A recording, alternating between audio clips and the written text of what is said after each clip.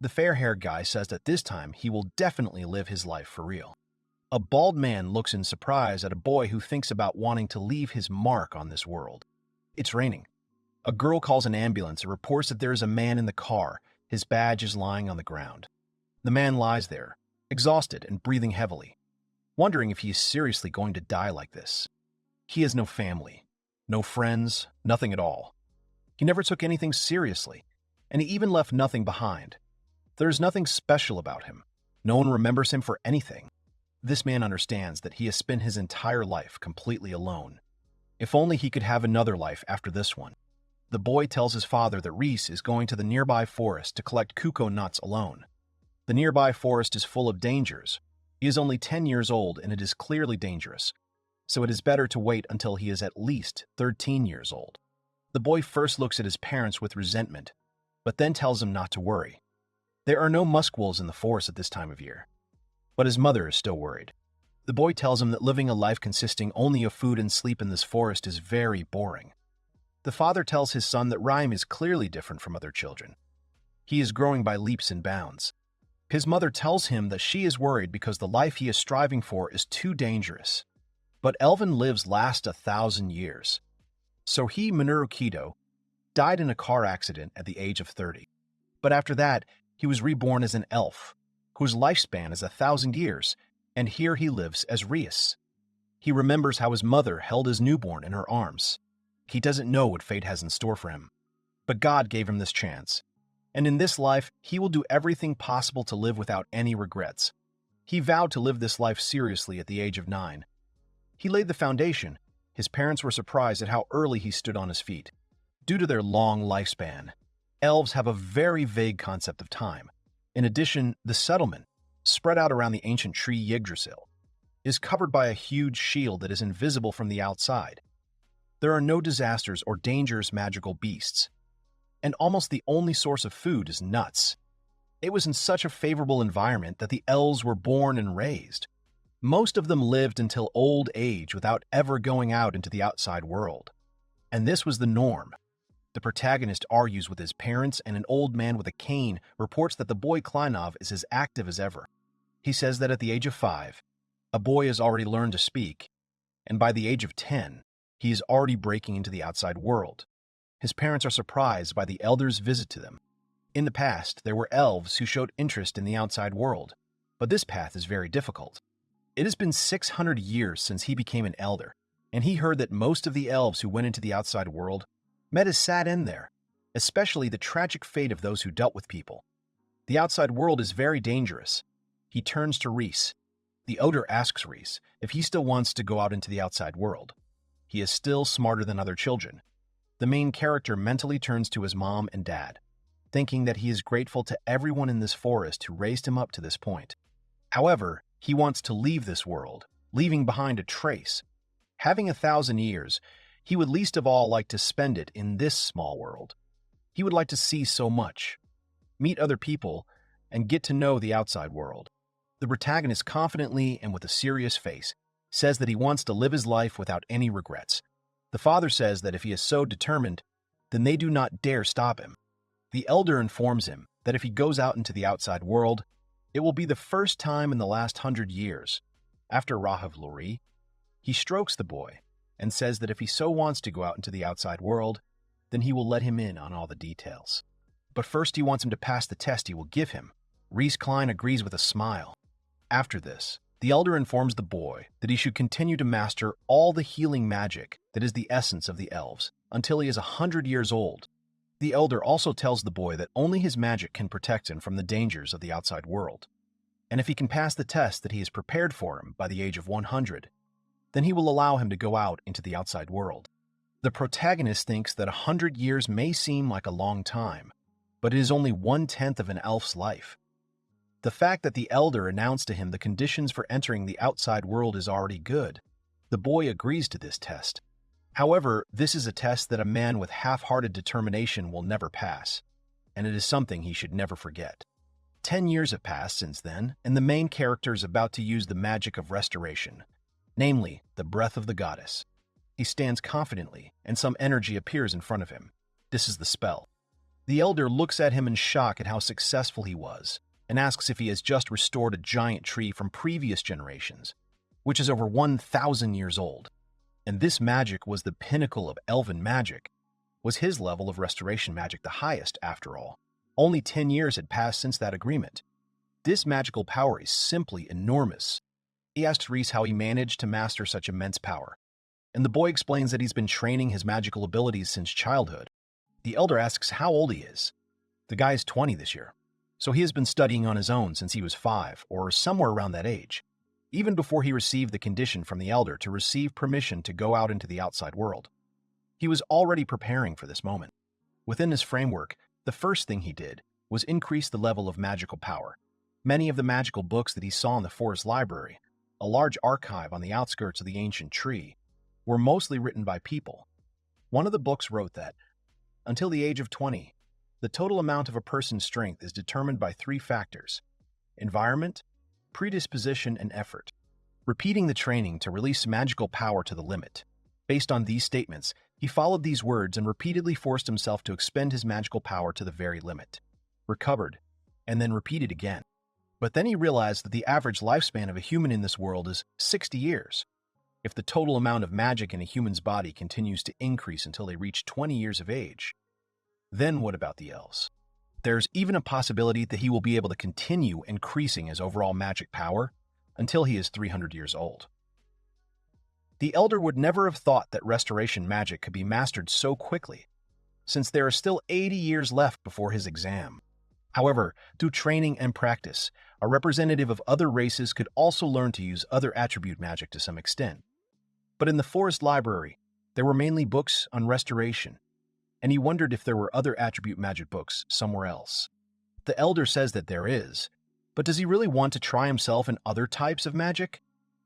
The guy says that, of course, he wants to do everything in his power before the exam in 80 years. The thing is that there are no more demon tribes left, and even among the elves there are few who are keenly interested in the study of magic. Nothing can be done about it. It is passed down from generation to generation by elders, and the key to the forbidden section of the forest library is in his hands.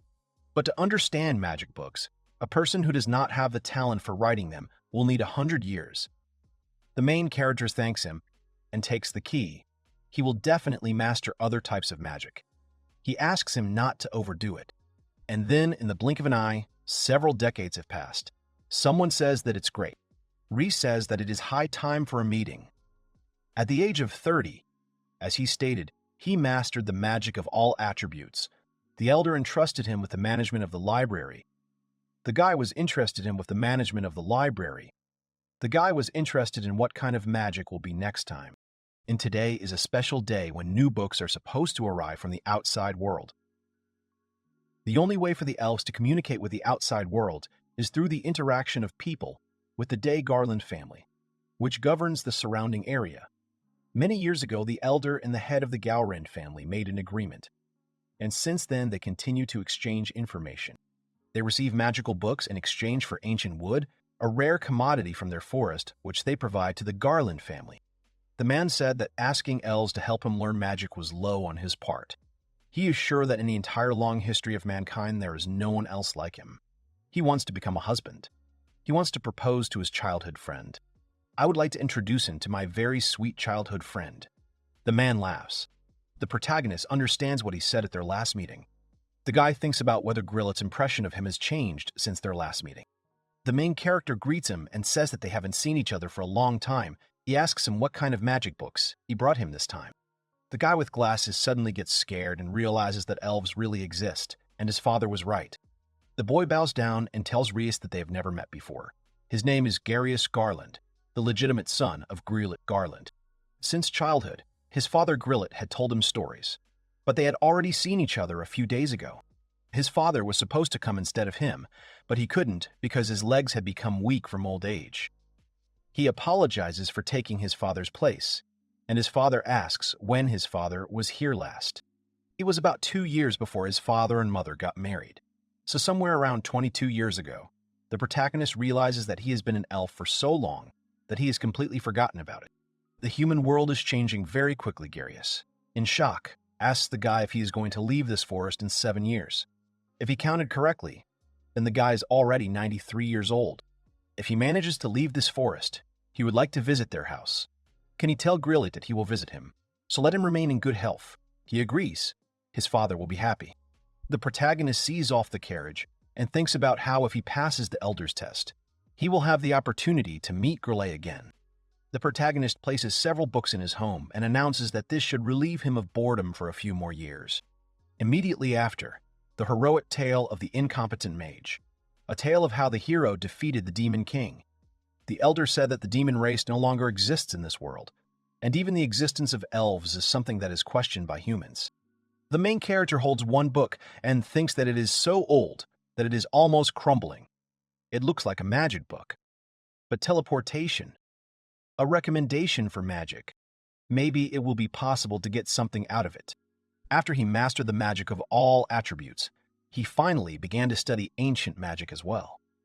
There are many types of magic users, from the magic used by the now extinct subhuman race in prehistoric times to the magic used by his tribe. Unlike ordinary four-element magic, there are many special conditions for activating ancient magic, and since there are many conditions, it will take many years to research them all. The more he reads, the more interested he becomes, and he decides to try what he read. He decides to try to teleport to some place near the house. The main character uses teleportation magic. He experiences a feeling and thinks that he really managed to master the magic spell the first time. He disappears, and the book falls. The protagonist opens his eyes and smells blood. He sees an evil creature in front of him that growls at him. The people nearby asked him where he came from, whether he was from the guild's persecution squad. Judging by the situation, it seems that the teleportation was successful. But did he really get outside the barrier? He notices a human child. The protagonist, having used only the learned teleportation spell, thought that he had moved somewhere near home, but he found himself in an unfamiliar place. Apparently, he was outside the barrier that makes Yggdrasil invisible.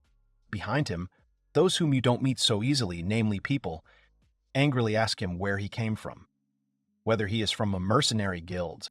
Right in front of the guy, there is a pack of magical beasts. He also notices that behind the beasts, there are children attacked by werewolves. One of the children opens his eye, and the main character is surprised that one of these children is still alive. The bald guy thinks discontentedly that not only are there animals, but now the guild people are also chasing them.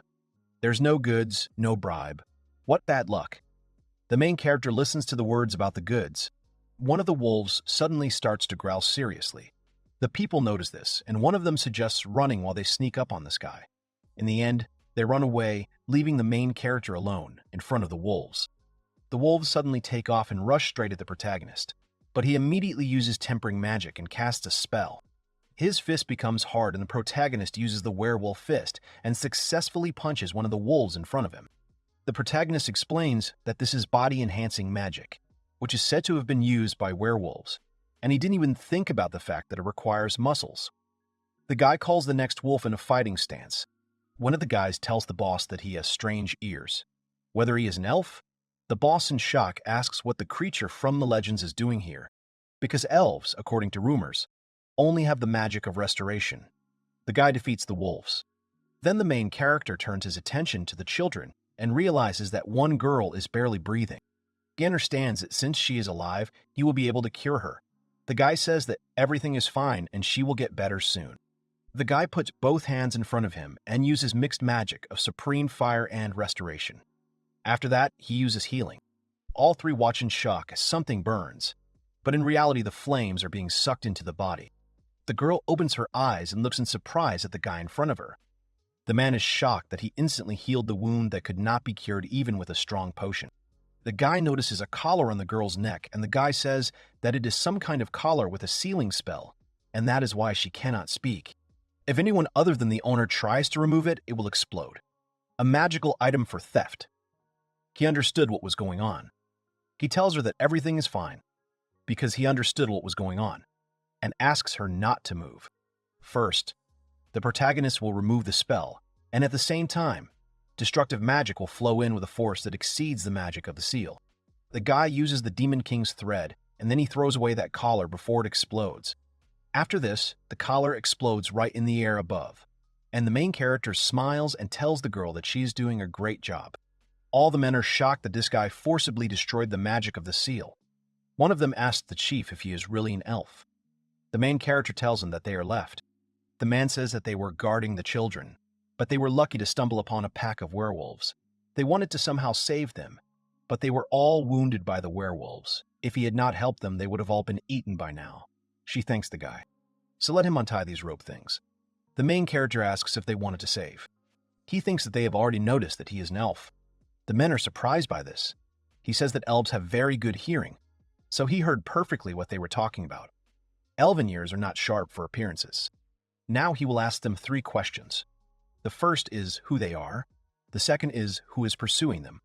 The third is for what purpose they decided to kidnap small children and drag them through a dangerous forest.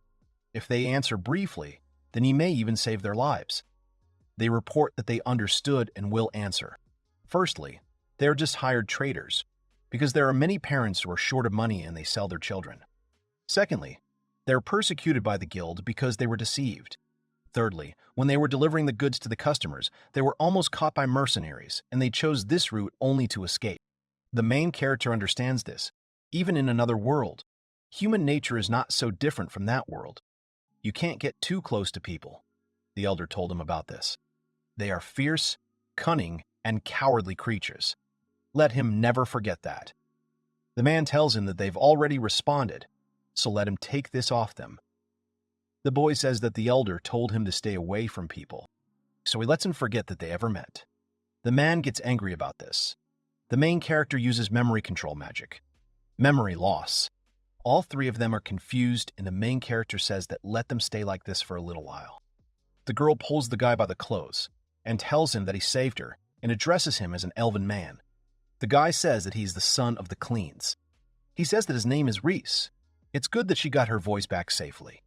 He apologizes for not being able to save the other children. There is a cross carved on his chest. He read that this is the sign of a servant. The girl cries and says that if he were stronger, everything would be fine. She could protect him, but she couldn't do anything. His magic was very strong, and now she wants to become very strong too, so please let him take her with him. The protagonist also notices that she speaks uncertainly. However, behind the appearance that she asks for help to become strong, there is a very strong determination. Although he was told not to mess with people, he will not leave her. Since he intervened, he will take responsibility for her return. However, the main character suddenly remembers that he is no longer human and tells the girl that he cannot. He was reborn as an elf 90 years ago. The sensation of the passage of time is the same. Gradually moving away from the human, he will not allow this little man to go with me in time. Besides, before he can go out into the outside world, another 7 years are needed beyond the memory. For him, it is only 7 years, but for her, it will be a long 7 years. However, he cannot erase the determination. He will leave it in the depths of her soul. Someone is shouting that they are there. The traitors cannot be allowed to leave. Now he will leave it to the guild that was pursuing those bastards. 7 years from this day. If this girl's determination remains the same, they will meet again sooner or later. Subsequently, according to rumors, a mysterious girl calling herself Anonymous showed herself in battles with energy driven into a corner, which he accidentally learned about. 100 years would soon have passed since Reece was reborn as an elf. The elder apologized to the elf for not calling him. There were naughty children in every generation. He offered him to study until he was 100 years old, but he did not give up on the idea. Elves spend almost their entire lives in this village under the protection of the ancient tree Yggdrasil. So what would happen if such an elf thoughtlessly went outside? It would be like suddenly releasing a mouse onto a battlefield. It's clear enough. The main character stands and thinks that it has finally arrived. For this day, he trained for 100 years to go out into the outside world. The elder finally informs the protagonist that the time has come for his exam. His desire to go beyond the forest of ancient trees, whether he still has it even when he has reached the age of 100 and finished his training, the guy confidently reports that yes, someone is watching them from behind. He asks the elder about a very active baby that has appeared among them. Reece asks who said this. He doesn't see anyone. He only hears a voice. The elder tells this voice that this guy is no less mischievous than he is. He is nothing but trouble. But he is so capable that he earned the opportunity to pass the exam in just 100 years. Capable is not the right word, and now he will be convinced of this from his own experience. The one who owns this voice suddenly appears in front of the guy with a staff in his hands and says that this is interesting. Reece is surprised. He is amazed by the speed. It turns out to be a girl. She takes off her robe and says that her name is Rahav Luli. She will soon be 600 years old. Let him call her whatever he wants. The girl then taps her staff on the ground, and the protagonist is surprised by her name. An elf who suddenly appears where people are sick, cures all illnesses, and gives valuable fruits in return, and then leaves. The girl wonders if they are talking about her like that. She says that it is true that she loves fruits. The guy says that in the centuries-old magical books that he got from the outside world, there are many mentions of her. For him, she is an elf worthy of imitation. And of course, a pioneer. When it comes to the outside world, he imagined a strong elf in reality. She looks like a doll. The test is simple. He has to withstand her attacks until she runs out of magical power. The guy is surprised by this, and the girl asks that everything is simple, isn't it? Naturally, he can use restoration magic. It took her 300 years of training, so let him be lenient with her. The protagonist understands that if he passes this exam, he will finally be able to go to the outside world. He confidently declares that he is ready. After this, a crack appears in the ground and a boulder appears right under the guy. He barely manages to jump back. He is shocked by this. She didn't even cast a spell. How could she activate such a powerful attack so quickly? The girl uses earth magic, an earth spear. Then the protagonist is surprised when he notices that she has already put down magical roots. She began to prepare at that moment. After this, another earthen spear attacks the guy from the side, and the main character barely dodges, saying that this is unfair. The girl says that people are cruel, cunning, and vile. He thinks the magic will come from the staff, but in fact, other magic is already being prepared in other places he doesn't know about, and that's how they do it. She tells us with a serious face that in the outside world, simply being capable is not enough to survive. She tells Reece that if he wants to go to the outside world, he needs to learn this lesson well. The girl suddenly looks in surprise at the guy, who is also using earth magic and creating an earthen wall in front of himself. Reece tells the girl with a smile that this is a paired magic with her earth spear. The girl says that he is interesting, and she thought that since he is an elf, he cannot use anything except restoration magic. He is just like a human, because in his past life he was a human. The guy activates wind magic. He lifts himself into the air like a whirlwind, and the girl thinks that this is high-class magic. She decides to see if she can knock him down. The girl attacks him with several balls. Rahav's magic is not high-class in power, but the way she uses it without casting spells and constantly changing elements makes defending against it difficult. Activating magic without words is something the guy hasn't achieved yet. Rahav smiles and says that it was fine. She will not weaken her attacks, so let him continue to dodge them. The guy jumps back and the shell explodes. She asks him why he wants to go to the outside world. He asks her if she wants to talk about it now. The main character admits that the life of elves is too long for him, and this is probably why. Rahav reports that for her, the elven settlement is perhaps the most peaceful place in the entire world. However, it has been 100 years since he was born, and despite facing many difficulties along the way, he continued to study magic all this time, all just to leave his mark on this world. In his past life, he found nothing he could put his heart into. He didn't build any deep relationships with anyone, and in the end, he was left with only regret. But this time, precisely because the first time didn't work out, he wants more than anyone to know the world, more than anyone to have fun and to leave memories of himself in someone's hearts. And in order for his wish to come true, he must go out into the outside world. The girl is surprised by this. After this, the main character asks the girl why she decided to go out into the outside world.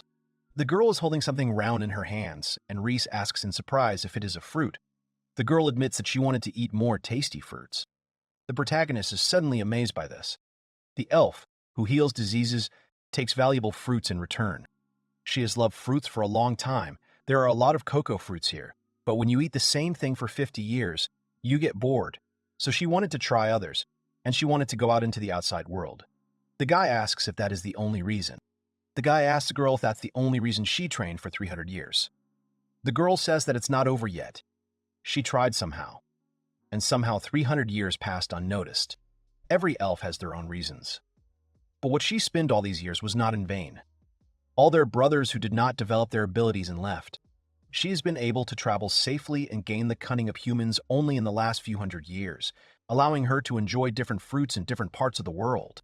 And then it came to her that, strange as it may seem, the world is a fun place. The girl eats and reports that. However, recently, the taste of fruit in general has become somehow worse. The guy asks about the taste. They talk for too long and the elder is already getting nervous. He is thinking about whether it is time to let the guy go. The girl decides to continue and raises her staff. The girl tells him that this is the last push, and she will not hold back. The guy looks at her carefully. She attacks him with several projectiles, and the main character uses wind magic. A whirlwind. She releases one magic after another, of different elements and without words. If so, then rather than dodge, it is better to attack her yourself. The guy uses tempering magic and casts a spell. The protagonist swings his fist and the girl is surprised when he attacks her staff instead. The staff breaks and the fragments fall to the ground. The girl takes one of them and says that she has no more of those. He asks what it is, and the girl explains that it is a magic stone that people filled with elemental magic. It is enough to put a little magical power into it, and it will automatically release the magic. They say that this is called a magical item. People even make such things. The guy asks about that. That is, the magic that she used was not hers. That's why she could release so much elemental magic so quickly and so much. And he can only use recovery magic now. Until now, she only survived thanks to such tricks and tricks. She planned to completely destroy his dreams if he saw that he could not do the same. But he repelled all her dishonest attacks, she says with a smile. That he passed the exam and congratulates the guy. The main character suddenly starts to rejoice. She comes up and the guy thanks her, after which she puts her hand on his head. The girl strokes his head and tells him that he is a good boy. The guy feels very awkward and blushes. She praises him. In other times, he might even be mistaken for a demon king, bringing terrible disasters. But this somehow doesn't inspire the guy. The 100 years he spent exclusively on training finally paid off on this day. Among a crowd of people, a girl is walking somewhere. Some are talking to each other, and a man with a big nose greets her. The girl tells the man to give her all those fruits, and he asks the girl if she will spend that mountain of money on fruits again. He asks her why. Because she heard that the elf loves them. She asks if he will sell them, and he agrees. She is really looking forward to the day when she will meet him. It turns out that this is the girl whom the main character saved. A girl is picking berries into a basket. It turns out to be the main character's mother. His father is standing next to him. The guy is turning to his parents. Reece waves to his parents and greets them. An elder is walking next to him. The main character announces that he passed the elder's exam. The parents are surprised and praise the guy, because he is only 100 years old, and the elder himself is convinced of his skills. The mother, smiling, asks the boy to rest at home for a while, maybe 10 years, and the main character thinks with awkwardness that, as always, with his elven sense of time, he says that, no, he wants to leave here tomorrow. The mother asks her son not to hurry so much. He is only 100 years old. He is still a child. Their neighbor's daughter only recently learned to pick kuko fruits. The guy wanted to say that after the exam he received approval from Rahav, who knows how to live in the outside world. So they shouldn't worry. The father is thinking about this name. He asks if he is talking about Rahav Luli. He imagines her in his head. He knows her. She's like a little sister to him, though only until he is 20 years old. When he was only 100 years old, he went to the neighboring forest for the first time. Rahav was already studying restoration magic. So that's how it is. If she recognized him, then he will also recognize his son. The father asks Reece if he really wants to go to the outside world. The protagonist confidently declares that he does. The parents glance at each other and the father leaves, asking his son to wait. He will come right away. Reece looks at his father in bewilderment. The mother says that then she too, before he leaves, must do something like his mother. The guy asks if she should do the same. She asks him to sit here, and the guy agrees. The elder is watching them. She comes up to him from behind and takes the hair clip off his hair, telling him that he, just like her, has always had beautiful hair. She puts the hair clip in her palm. The guy asks what it is. The girl explains that when she married his father, she received this talisman from the sacred tree, Yggdrasil. If you attach it, The power of the sacred tree will always protect it. Reece informs her that she values it. The boy tells his mother that he is already 100 years old. But his mother does not listen, hugs him and asks him to promise that he will not leave this life before them. The protagonist holds his mother's hand and says that she promises her this. The father shouts and turns to Reece. The man points to the boxes and tells his son that here is a 10-year supply of food. Reece realizes that these are fermented and dried kuko fruits, kelp meat, and bot fish. His father has been saving up food all this time, preparing for the day when he will pass away.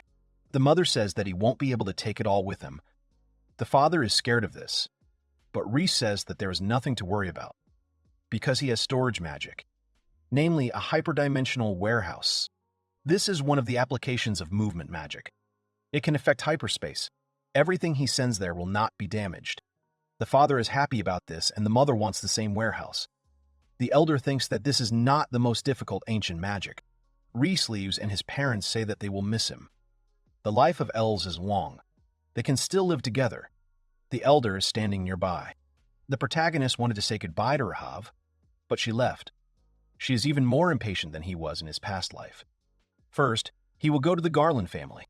The only inhabitants of the outside world with whom the elves communicate are the Garland family. 7 years ago, he promised Garius, the head of this family, that they would meet again. He would like to see Grelot, who was ill at the time. The protagonist moves forward and notices that Yggdrasil's protective barrier ends here, and he confidently steps over it. The guy looks at the sky and realizes that the weather is good, just right for starting a journey. Then the guy notices wolves. He is surprised by this, but someone uses Failing's fire magic, and a girl with a burning sword runs past Reece. The guy watches as she deals with the wolves and is surprised that she killed all the monsters with one swing. After this, the girl kneels before the guy, and the main character is perplexed. She says that all these 7 years she waited for him. The girl turns to him, and the guy remembers her as a little girl. The guy is surprised by this and talks about the cross-shaped scar on her chest. This is the girl. He himself offered to meet her here in 7 years. If she does not change her mind, he only has fragmentary memories of this moment. She says that his words have always guided her, and thanks to them, she has brought her abilities to this level. The guy asks the girl if she believed him, if that is why she came here. She says that, yes, he healed her when she was dying. She really wanted to become stronger, and he cast magic on her that locked her memories of him deep in her mind. And yet, she remembered the words that she should have forgotten. The protagonist didn't expect this at all, and she also remembered that he was an elf and wanted to give it to him when they met. She drags the box. If he doesn't mind, then it's his. Reece asks if she can see what's inside. The guy removes the lid of the box and sees fruits there. She heard that elves love fruits. He has never seen such. There are couture fruits from tropical countries in the west, and fruits that grew in the icy lands of the far north. She collected all kinds of fruits from different parts of the world. The girl asks him to eat any of them that he likes. The fact that rumors are spreading among people that elves love fruits, this is probably the work of Rahav. He asks how much money was needed. She says that she spent everything she earned as a mercenary. The guy is surprised, and the girl asks if this is enough for him. But he says that this is more than enough. Something worries him. Of course he doesn't know this world either. But she is somehow naive. He uses a hyperspace warehouse, and the girl is surprised. She asks him if he will take her with him. She was an adventurer, so she was used to traveling. She can tell him the way and will certainly be useful for establishing contact with people. The girl approaches him. He just left the elven settlement and knows nothing about the outside world. And there are no other elves here. If there is a human with him, it will be good. He asks her if she will cause him trouble. Everything she has done so far has been for this day. She wants to spend her entire life learning from him, watching him up close, and thus become stronger. The guy understands that she speaks very directly. All her life, in her case. According to her simple calculations, this is about 40 years. The protagonist is shocked that she wants to travel with him for 40 years. He appreciates her feelings. However, it is only 40 years old. He extends his hand to the girl and tells her that he is Reece Klein. He is pleased to meet her. He offers to travel together, asks her what her name is. The girl hesitates, and the guy asks her what it is. She admits that she doesn't have a name yet. The guild called her anonymous, and the protagonist understands that rumors about her have even reached the elven settlement. She appears out of nowhere, kills all the monsters in the blink of an eye, and disappears. He realizes that it is she. She asks him if he could give her a name. After he saved her back then, she was reborn, and that is why she would actually like him to give her a name. She waited for this for 7 years. For her at that moment, it turned out to be so important. For a person, and especially for a little girl, 7 years is a very long time. He remembers his past life when he asked his mother why she called him Minoru. She said that she wanted him to grow at his own pace and ultimately reach his potential better than anyone else. The main character says the name Minori, and the girl in front of him is surprised. He asks her what she thinks of this name. The girl clenches her fist with a smile and tells him that Minori is a very beautiful name. In his past life, he was never able to realize his potential as his mother wanted. But even without knowing for sure whether it would come, this girl continued to wait and improve her abilities. The guy says that he first wants to go to the Garland family. Minori says that this is the family that owns the Borderlands. She will now build a route. This is a chance to show himself. The guy opens a hyperspace warehouse. He takes out the fruit and decides to try one. He says that the taste is sharp. The girl understood where to go. First, she needs to get out of the forest. The guy smiles and says that they need to go then, and Minor smiles and agrees with the guy. A girl is standing in some tavern and asks a man for 1 horned rabbit and 3 slugs. Let him please exchange them for her. People behind her say that it is anonymous, but he angrily tells the girl that she is now a minor. The men are shocked, and the protagonist realizes that she is popular. The girl says that this should be enough to reach the border of Garland. The man asks them if they are going to Garius. He is the owner of this territory. The economy has only improved since the previous lord replaced Garius. The guild has also started receiving many orders for the destruction of monsters. Even adventurers are earning good money for food. The guy realizes that 7 years have already passed. 3 whole weeks have passed since he left the village. The girl asks Reece to look at the fact that if they go along this main road, they will come to the fortress of Kukule, ruled by the border count. He was very grateful to her, because he had no idea about the outside world. They are leaving from this forest. The fortress of Kukule is here. On the border, there are many monsters in the border forest. He is responsible for the protection of the Empire and the sacred forests. The protagonist notices the wounded guys, and the protagonist tells Minor that the closer they are to the fortress, the more wounded there are. Recently, there has been talk of an increase in monster attacks, even though Garius has a very good reputation. Is the number of monsters increasing so much that he can't respond to them quickly? The protagonist takes a bite of the fruit and tells the girl that the taste is a little different. Should she try it? The girl takes the fruit and shyly thinks about whether she can really eat what Reece eats. After that, she takes a bite and says that it is very tasty. After Reece, it is even tastier. Lately, for some reason, the fruits have become less tasty. So he decides to try evaluation magic and analyzes the composition. Water content, 80%, sugar, 12%, miasma, 7%, and other substances, 7%. The protagonist is surprised by the miasma. The girl asks what it is. The guy says it's nothing. He just wanted her to try it. The girl's eyes are wet and she covers her face with her hands. Miasma is a special particle that could once be found in territories controlled by the demon tribe, but these tribes no longer exist on Earth. The man is shocked that the guy wants to meet Garius. He is one of the most powerful aristocrats in the Ulu Empire. He cannot just meet him. He must inform him about this in advance. He's been guarding this gate for 5 years and remembers everyone who has passed through here. But he does not recall anyone like him at all. The girl starts to get angry and orders him not to dare insult Reece. Someone appears and asks why there is so much noise. Garius tells Reece that they haven't seen each other for a long time. He says that he is still the same, only he has become even more majestic. After all, they haven't seen each other for 7 years. The man is shocked by this, and Minori stands with pride. Garius says that he remembers the promise he made to him back then. Reece says that he came to see him, and it turns out that Grillet did too. Earlier, Grillet asked the guy if he had passed the exam to leave the forest. If he was going to leave, then he would have to go to them first. It would be interesting for an elf who only knows his village. The guy agrees. Garius thinks that his father also made a promise. It turns out that Reece knows not only Garius, but also the previous ruler. But he is not like Garius.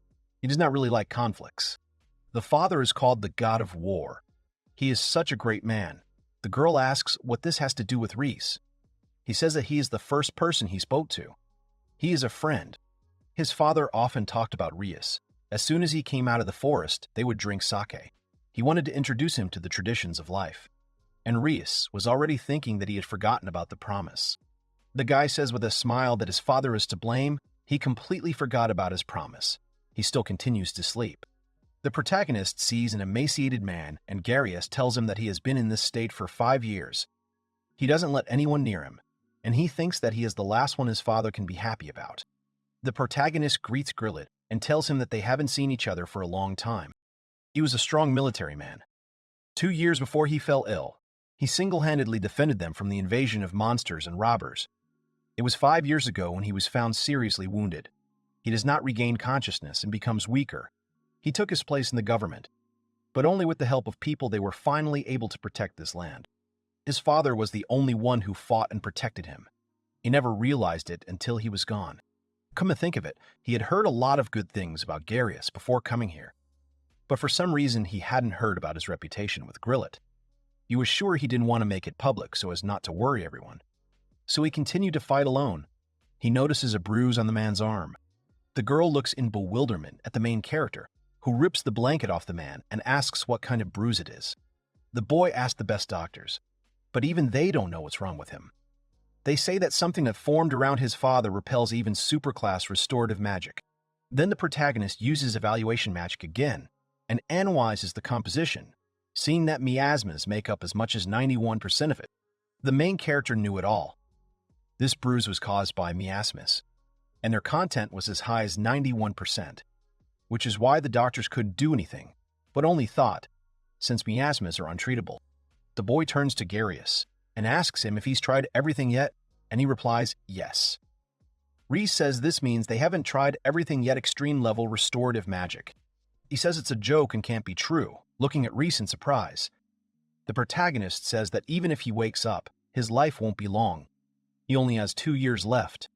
He asks the guy if he wants to bring him back. The guy says that his father always fought alone. They always thanked him. And now, even if there are only 2 years left, he has something to say to his father.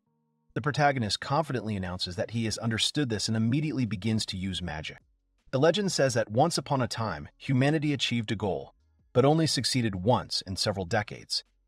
With the help of restorative magic, the guy uses it at an extreme level. He then uses the light of second birth, and the room is illuminated by a bright light emanating from the spell. After this, the man's hand moves, and he opens his eyes. Seeing Reece in front of him, he asks him who he is. The protagonist greets him with a smile and informs him that he has come to visit him, as he promised. On this day, the protagonist was able to bring his friend back to life, albeit briefly, which became the culmination of 100 years of hard work. Suddenly, he discovers that there is a man standing in front of him, and Garius has grown a lot. Naturally, he was so surprised, he says that the guy kept his promise. Reece says that he also wants to hear something from him, about the monster he fought before he was injured. The man is sure that at that time he was fighting off demonic monsters, but after that his memory is a little blurry. The protagonist wonders if this could be a memory control spell installed from the other side. A guy asks a man if he believes in the existence of demonic creatures, and he, frightened, asks what it's like. Reece reports that, frankly speaking, there was a miasma hovering around him, and miasma does not form without the help of demonic power. The guy offers to get rid of this blur and look into his memory. The protagonist raises his hands to the man's head and finally suggests starting the procedure. In his memories, someone reports that an ordinary person continues to resist their invasion, but this is the last time. He has no courage. He says to torture him at his discretion. If they continue to attack them like before, it will not be enough to destroy this place. They will come to them from the other side. Once they find him, they will reap what they have sown before it grows. Let them eliminate all interfering factors before the demon lord returns. The main character sees that terrible things were done to him, but the man does not care. If it became known that the demons that were supposed to be a fairy tale actually exist, the world would plunge into chaos. But there is a solution to this problem. The protagonist offers to meet him face to face like a brave warrior. Will this meeting prove saving? a heroic story about a failed wizard, author unknown, year of publication, also unknown. Once upon a time, a creature called the Demon King suddenly gained power in this world. No one, no matter how brave he was, could even injure the Demon King, and the world was quickly conquered, with more than half of the territories under his rule. Around the same time, in a certain village there lived a boy who was unable to use any of the 4 elemental magics. But this man, despite his lack of talent and ridicule, still burned with the desire to become an adventurer and worked harder than anyone else. Blessed with 4 companions, each with their own magic, he awakens within himself an amazing power. Thanks to this power, the outcast boy and his friends defeated the Demon King, and people began to call him brave. The protagonist asks again about the legend of the brave man, whether this tale is widespread among people. The man says that yes, there must be a tale. By the way, Reece read about it in the library when he was in the elven village. As far as he remembers, it was said at the factor. This is an incredible power. And in any case, demons are looking for a human race with a courage factor. Therefore, we must first find them, because they do not yet know what they have already found out. The man smiles and says that judging by the conversation, they were sure that people with the courage factor would visit this place. It had been 20 years since he inherited this territory from his father. Since then, the number of monster attacks had increased to an incredible level. Since he had fallen ill, the number of adventurers coming from outside for a reward had also increased greatly. The protagonist says that, according to the legend, anyone who has the courage factor must be among them. The guy stands up, and the man turns to him in bewilderment. Reece informs him that he will be on the front lines, and the man understands this. Reece tells the man that he will no longer have to fight alone, and besides, he has finally come out into the world. The most boring thing he could do for the next 900 years of his life would be to end up with the world ruled by a tribe of demons. The man says that this is his wife Sylph, and the protagonist asks about his childhood friend. Grillet promised to introduce them. His wife asks him if he made a promise to the elf. He agrees and says that before the wedding, Sylph reports that her husband is very grateful to him for all the help he has given him, although no matter how many times they thank him, it will not be enough. The man calls his wife pious and sweet. He remembers how he told Reece that he was going to propose to his childhood friend. She is very sweet, and he will introduce them. Reece comments that it's a shame that life expectancy is only a little over 60 years, and Grillet comments that she has overpraised him. He reminds Sylphie of Grillet in his youth. She sits and eats silently at the table. Grillet praises his wife's food, saying it's the most delicious, and she thanks him. Sylph looks at Minori and asks about their relationship. The girl stands up and says that she is his wife. She asks everyone to call her Minori, after which all 3 of them, in shock, ask again about her wife. Grillet asks the guy if he has already found a bride. He says no. He looks questioningly at Minori, and she says that from now on, they will be together. Minori said she wanted to become stronger, so he took her with him in exchange for her telling him about humans. After this, the girl became despondent, and Sylph offers to teach her how to cook some dishes, which surprises her. She says that she only knows how to fight, never prepared anything. No big deal. The way to a man's heart is through his stomach. This is ancient wisdom. The main character is perplexed by what is happening. The girl says that she will do this in order to please Reece. She will make every effort. Grillet says that a child cannot be born between an elf and a human. Reece asks what he is saying. Grillet asks Reece what is going on with him. The guy says that he doesn't have those feelings for Minori now. Grillet calls it a waste of time. The protagonist understands that Minori will die much earlier than he does because she is human. The protagonist stands next to Minori and announces that they are already leaving. Grillet in the stroller addresses his friend. Garius says that the destination forest called Bestera, the forest of the Great Circle, is located between the fortress of Kukule and the sacred forest where monsters live. It is easy to get lost in it. He asks them to be careful. It seems that adventurers are mostly in the forests and eliminate monsters heading to Kukule Fortress. Minori was not in this forest. Sometimes they hunt monsters that reach the fortress, which means they can keep an eye on both adventurers and monsters in this area. Grillet said that there was an empty house in the forest. He was thinking of using it as a transit point to find the owner of the courage factor, whether this was really possible. Assuming the clues are the same as in the fairy tale, it is impossible to determine whether they are looking for someone who cannot use the four elemental magic unless that magic is right in front of them. If he had evaluation magic, he could determine whether the person had the factor or not, but they would have to keep evaluating until they found the adventurer. The girl tells him that it is very cool and asks him if he can really find his factor. She thinks that this is what one would expect from Reece, the evaluation magic of the composition analysis. The factor is the reincarnated otherworlder, whether this reincarnation is the so-called transcendental power of this world. The protagonist tells the girl that they are stuck in this forest for an unknown number of years. It could take her entire short life, so let her go back already. But she has already made up her mind. She will follow him just like she did for the previous 7 years. The guy is surprised by this. She reports that she told him the same thing, that for her real happiness is to be next to him, to be strong. The girl smiles and admits that she has decided that she wants to be with him all her life. She sheepishly tells him that she will never leave him until he says he hates her. The main character slaps his face and realizes that it was close. What does it mean? He tries to calm himself down. The girl turns to Reece and says that she found this house. It's about a 6-hour walk from the Kukuli fortress. In a forest like this, it seems like Mr. Grillet's predecessors used this building as a vacation home, when there were fewer monsters around. What kind of aristocratic villa is this? At first they are surprised that it is luxurious. But then even the door falls off, and the guy says that it is dilapidated. First it needs to be cleaned. Minori looked shocked, and the boy rushed to ask her what had happened. However, she pointed at him. She was amazed that he created everything around him using magic. The girl was distressed, because now she had no chance to be of use to him. The elf mastered spirit magic at the age of 78, using temporary contracts with spirits to use them. He again noticed that his friend was upset, but she immediately hastened to assure him that this was not the case. In this case, the hero only had to make the final touch and set up a protective barrier using the blessing of the ancient tree Yggdrasil Sylph. Reece was digging the ground, and Minori became curious about what he was doing.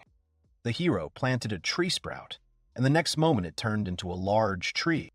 Thanks to the protective screen, the building became invisible from the outside. Neither monsters nor demons could see it.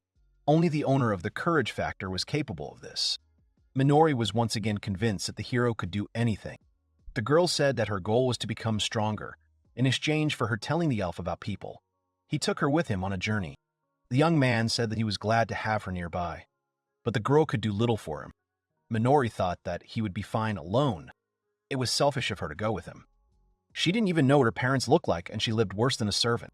When the girl's life could have easily been taken, Reece saved her. 7 years had passed since then. She was no longer a slave, and no one had sex with her anymore. Minori tried to survive on her own, so as not to waste the life she had been given. She came to the place every day, and in the 7th year of the promise she waited for Reece, Blanc, because she clung to her memories.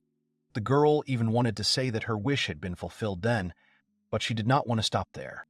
Minori was burning with the idea of doing as much as possible to be needed by her friend, and not out of her own desire, but to fight alongside him.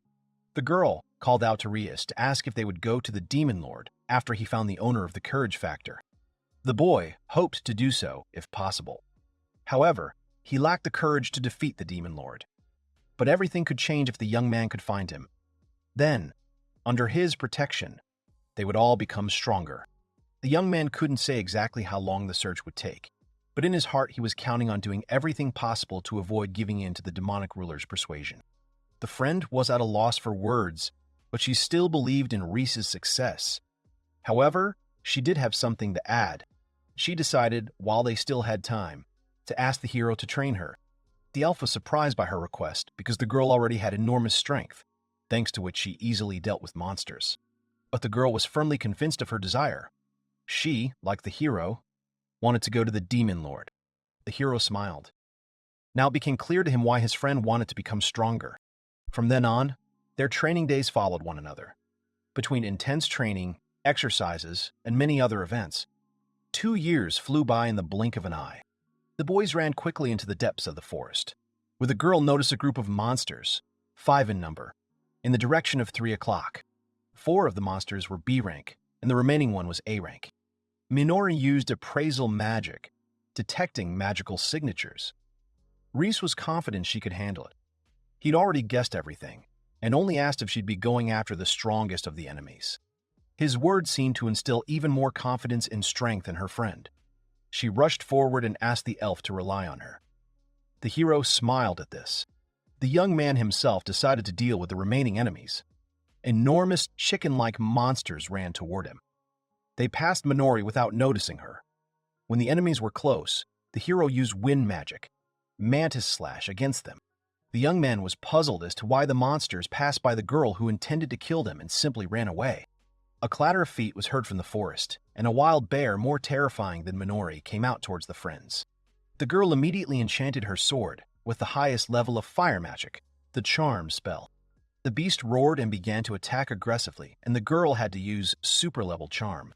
Engulfed in flames, Minori readied her weapon, wielding the phoenix flame sword. The bear attacked with its massive paw, and the girl defended herself with her blade. Minori delivered a crushing blow to the beast, then let out a heavy breath. Reece praised her for her work.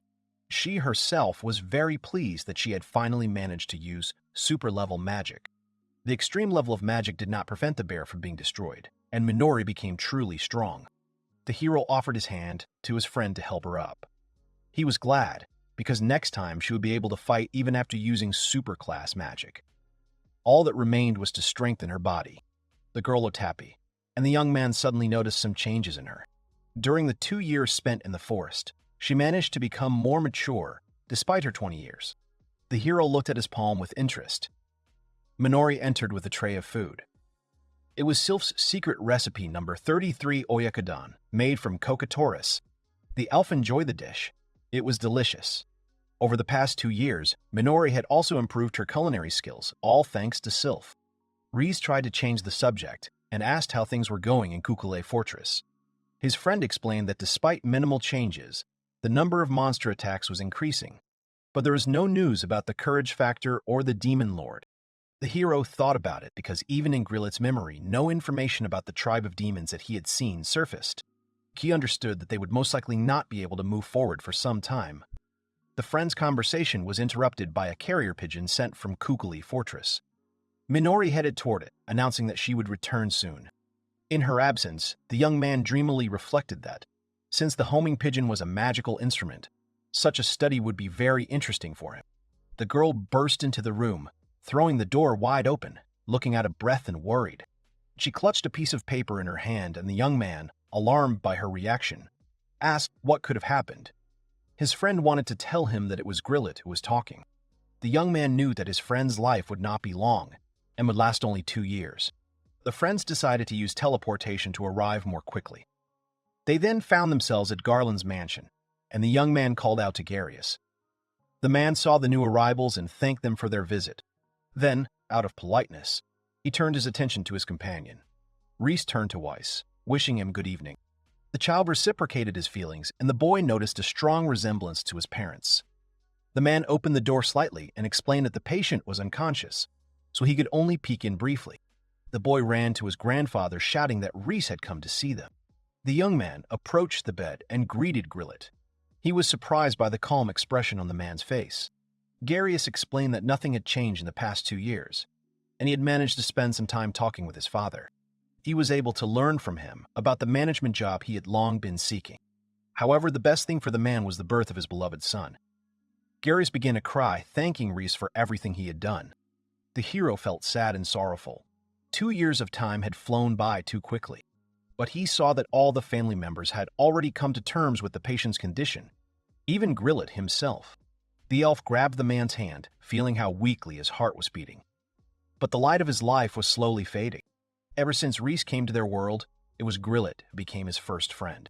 The man's hand suddenly seemed small to the hero, as if it had decreased in size. The guy turned to Garius to tell him something. Reece wanted to ask the man for something, and he was willing to do anything. The hero asked permission to talk to the sick man. The young man was surprised by the young man's desire. Although he understood that the guy was capable of doing everything, he was interested in how exactly. The elf folded his hands in front of him and briefly explained that he would be using death magic, specifically necromancy, ancient magic that controlled life and death. used by the necromancers who once existed. This power could be used for a short time. If Reece managed to see Grillet, he could give him a message. So he asked Arius what he wanted to tell his father. The young man smiled. In that case, he would be very grateful to the elf. The hero began to use death magic. The next moment, he found himself in a space where there was nothing but the road leading to the gate.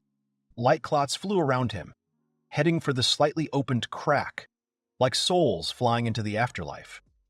The boy, watching this, already understood what lay beyond the gate. Suddenly, a voice sounded from behind him. The young man recognized it. He turned around and saw that it was Grillet, clad in armor and holding his great axe. The man suddenly explained to the hero that he couldn't enter there yet. The hero asked him not to worry, as he would return soon, but he had to be brief. His friend was surprised at what he was getting at, so Reece explained, with the help of magic, he would be able to briefly return his soul to a mortal body. Grillet didn't quite believe this. With the help of the ancient magic of the necromancers, resurrection was possible. With this, great necromancers could temporarily return the predecessor of the Demon King and the King of Dragons to the modern world. The hero knew he had made too many promises, but he sincerely hoped to find a way to bring his comrade back. The man only had to wait a little, but in response, the young man heard a roaring laugh. The friend looked happy. He was sure that Reece could really do anything, so he had no choice but to agree. The mere fact that the hero had come to visit him on his deathbed filled the man with joy. However, he himself believed he had lived long enough. The boy wanted to protest, but Grillet continued. Thanks to the hero, he was able to defend the fortress and spend the last years of his life with his family. He even managed to see his grandson, so he himself did not regret anything. Reece asked if it was really as his friend had said. Then the man admitted there was something he couldn't get out of his head. His experiences were connected with monsters that had gotten out of control. If, on top of that, a demon lord were to resurrect and begin to rampage, the entire human race would be wiped out in the blink of an eye. Therefore, Grillet wanted Reece to find the courage factor and destroy the demon lord. An old friend asked the young man if he could entrust him with this task, for the sake of the future of the human race. The young man paused for a moment, but then finally agreed and made his promise. This brought a smile to Grillet's face. Would have nothing more to worry about if Reece was with Arius. Yet he himself could not remain conscious. The knight remembered well how the elf had first extended his hand to him. And since then it had not changed. Still just as white and beautiful. The thing is, elves only began to age after they reached 800 years old. These were the words of an elder who had lived exactly that long. Grillet thought with a smile, looking at his friend, that for him, the time spent together must have been like a moment. Drops of tears fell to the ground, and the man thanked his comrade for his concern. Reece wiped his face with his sleeve and added that he too had something he wanted to say.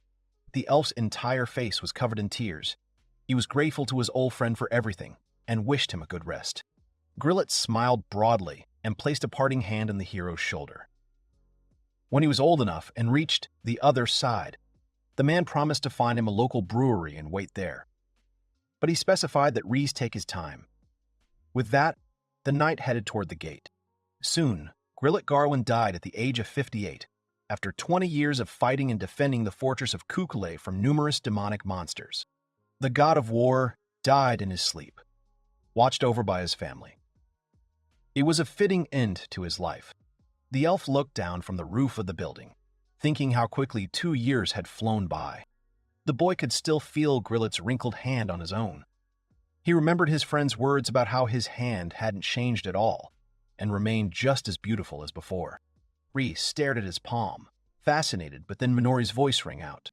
He broke away from his thoughts and turned around. His friend invited him to go inside. The girl took the guy's hand, and at that moment, for the hero, her palm felt warm, beautiful, and white. Suddenly, he let go of her. Minori stopped and asked Reece if he was okay. The young man replied with a smile that everything was fine and thanked her. Then he stepped forward himself, without taking her hand, because his first friend in this world had already died. The hero promised Minori that he would definitely destroy the Demon Lord. No matter how many hundreds of years pass, even if the bravery factor is transferred to another person, or the Demon Lord is resurrected, the hero and his friends must stop him. From now on, it was important for him to continue what he had started and not give up. This is what an elf would like to do if possible, even without having the courage factor to defeat the demonic ruler. The girl's gaze became serious, and she followed her friend, promising to always be there, to leave a living testimony of his friend, to continue his legacy. Reece felt his life had not been in vain. 3 years had passed since then, and Minori again prepared special dish number 48 for dinner. It was fish stewed in white wine. The hero devoured the food with relish, and his friend's culinary skills improved even further. She proudly explained that she perfected the recipes to make his meal more palatable. The young man thought she'd decided to invent her own recipes in addition to Silpha's. She remembered how Silpha had told her to take care of those who take care of her. A year after Grillet's death, she left this world. One day, when Minori met her again, the girl came up with a new recipe and showed it to her. In the future, her friend would continue to create her own signature recipes. So, the hero had no choice but to wait, which he was even glad about. Later, night fell, and the girl was already fast asleep. Reece looked at Minori sleeping, thinking about how grown-up she'd become. She'd be 22 at the end of the year. When they first met, Minori had been a child. He sadly noticed how quickly time flew by for people. He did not want to see Minori suffer the same fate as his first friend. The elf's ears were filled with wounded sounds. The young man jumped up on the bed. Had the attack really begun? Numerous magical reactions were occurring in the forest, and the hero decided to use evaluative magic to get a more accurate picture of what was happening. Suddenly, he noticed something and realized they'd found it. The girl woke up and asked what had happened. The guy rushed at her, shouting joyfully that they'd finally found the owner of the courage factor. Sometime before the discovery, the boy was struggling up the mountain, dragging a hiking backpack on his back. The group commander was dissatisfied and indignant. Why did he have to pay such an insignificant person like him? If he couldn't work as a baggage handler, the leader threatened to find him a more suitable position. The boy's legs began to tremble from the strain. Then he was finally allowed to stop, because the young man couldn't even use magic. And if the young man doesn't follow the team leader's instructions, he'll demand compensation. The boy gritted his teeth again and swung his leg back over his back. He tried to convince himself that it was just a regular training session. The guy called his comrades to stop because walking through the forest at night was too dangerous. Lately, a mysterious fog had appeared, emanating from the forest at night. It was safer to be there during the day, so the young man suggested they wait out the night. Furthermore, there had been recent reports of strange, powerful monsters. However, Luke believed they couldn't have lingered for long. Salala suddenly agreed with the commander, adding that Salala also wanted to quickly complete the mission and return home. The girl with glasses also thought that Luke was right. The boy exhaled and agreed under general pressure, but suggested finding a safer route and started looking for a map. The commander didn't like this and asked him to shut up. All members of the group were B rank. The young man himself should have known this. In Luke's opinion, a porter who couldn't use magic should have just kept quiet. The team moved on, and the boy decided to calm down and do what he could. He hoped to become stronger. Gradually, it became more difficult to walk. The fog thickened. Luke began to swear. Numerous pairs of eyes watched the adventurers from the darkness, and the commander, in a panic, tried to understand where these creatures had come from. It was obvious to everyone that these were unusual monsters. The bespectacled girl cherished the hope that the mysterious creatures would be simply sea crank monsters, like a magical snake or boar. Luke stopped and, using advanced water magic, conjured a ball of salt. Using a water cannon spell, he fired at the monsters, but his attack was intercepted. The blow did not cause any damage to the monster. Only monsters with an A rank were able to collect magic. Salala and Lala's spells also didn't work against the creatures. Luke was shocked. All the guys were B ranked, but the monsters were only C ranked. The team had no choice but to flee. The creatures chased after them. The adventurers were overcome with panic from the endless pursuit, and in addition, an ominous black aura emanated from the fog. The girl explained that it was mana, and the carrier suggested that these were precisely the very monsters that Jin had spoken of. She tried to argue with Luke that he should have listened to the warning from the start. The commander shifted all the blame onto his companion, who had also ignored the offer and therefore had no right to bring any charges against him. However, this was no place for a quarrel. That would surely lead to their being caught and killed. The young man suggested they start looking for a way back to the fortress. Otherwise, the situation would get more complicated. Luke smiled wryly and rejected the idea. In the commander's mind, the right time had not yet come. The guy hinted that their group had been carrying around unnecessary ballast for several years, and now it needed to be dumped. The young man turned to him questioningly, but the leader continued to argue. In that case, some of their belongings would be lost, even though they could buy new ones to replace them. Carol tried to reason with Luke. That was the wrong thing to do. In response to her righteous attacks, the commander offered to take the carrier's place himself. The girl said nothing, merely pursing her lips. That sealed the deal. The young man tried to convince the commander that, using the path along which the small animals escaped from the monsters, they too could escape. Luke didn't take seriously the words of someone who couldn't even use magic, and therefore wasn't worthy of life. The guy clung to the dream of becoming an adventurer all his life. The leader took him into his team only because they grew up together. But throughout their entire travels, Jin was a real burden. The young man couldn't believe what he was hearing. Luke didn't want to use such a valuable magical item in such a way, but at least this way his childhood friend would be of some use. The commander used advanced magic of 2 elements, water and earth. With their help, he managed to create a swamp under Jin's feet. Under the weight of the heavy backpack, the guy fell and began to sink in the swamp. He asked Luke again what he had done, but received no answer. The leader called Salala and Lala and told him his plan: they would use this useless guy as bait, so that they could escape. The young man tried to at least reach Carol, but she too turned away from him, though it was difficult for her. Then the team hurried away, leaving him alone. The young man scratched the ground with his nails, still believing that they could all be saved together. The fog and its monsters approached, and the boy lamented, if only he could use magic. Perhaps he could save others, like others. For as long as he could remember, his dream had always been to become an adventurer. He also wanted to travel the world defeating monsters and protecting smiles on people's faces. Jin always thought it was the coolest thing that ever existed. However, magic was an extremely important attribute for adventurers, and this was precisely what the guy could not use. People could naturally use magic when they reached 15 years of age, and their mana peaked at 20. Each of Jin's childhood friends with whom he formed a group continued to grow stronger at a terrifying rate. But the young man himself remained stagnant. Even in this situation, he did not give up on his dream due to the inability to use magic. The boy began to train hard with a sword and did everything possible to gather information, just to be useful to his friends. Jin couldn't even use magical tools that were commonplace to other people, so no matter what he did, he couldn't compare to those who had this power. Over time, the feeling grew stronger in him that it was forbidden even to hope or dream. The snake and the boar were already too close, but even in great danger, Jin remembered his burning desire to become a cool adventurer. The magical snake conjured a sulfur spear, from which a dark aura poured out toward the boy. At the last moment, Minori appeared and used the black flame sword. She repelled the snake's dark magic, buying herself time. Jin looked in shock at the stranger who appeared. Reece and her friend made it in time. Coming closer, the elf clarified that they were almost late, and then decided to deal with the magical boar himself. The animal roared piercingly and rushed to attack. The hero meanwhile used the super magic of 2 elements, fire and wind, the spell Dragon's Breath, after which the dark creature rose into the air. The boy stared at Reece in surprise. He didn't expect to meet an elf. Minori told her friend that it had been a while since they had encountered any monsters that could survive their spells.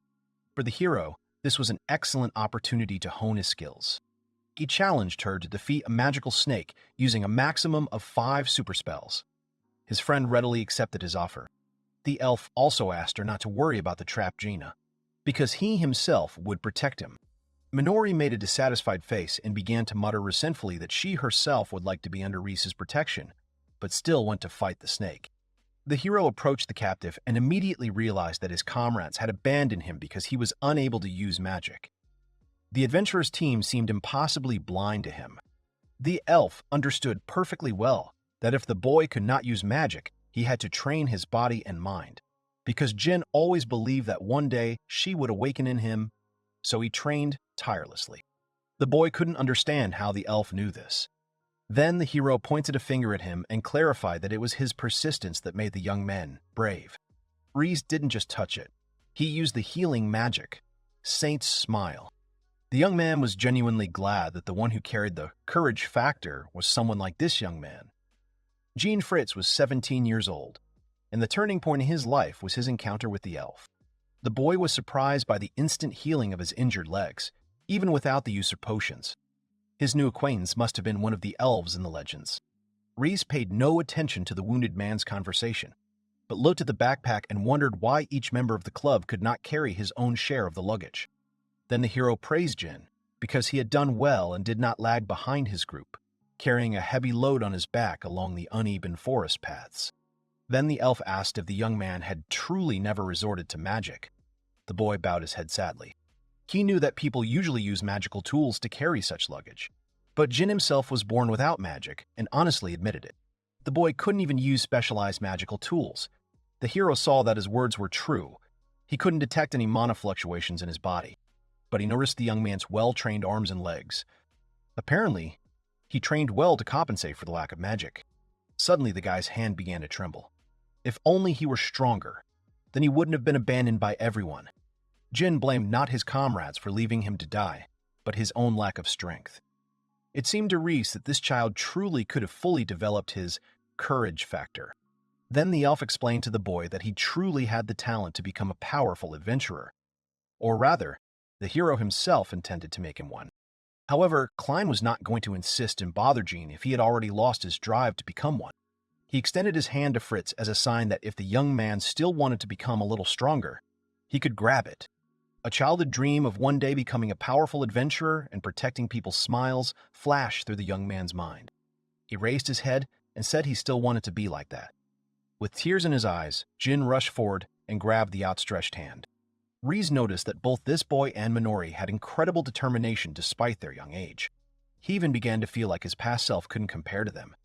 Then they exchanged introductions but were interrupted. The girl reported that the magical boar was running straight towards them. Fritz noticed with fear that the beast's fur was covered with thorns. This was strengthening magic. In this case, Quine decided to do the same and strengthen his arm with the strengthening magic, Magic Beast Fist. Next, he used enchanting magic, lightning. Using two different types of magic, the elf was able to create a thunder fist on his hand. He asked Gina to just stand and watch.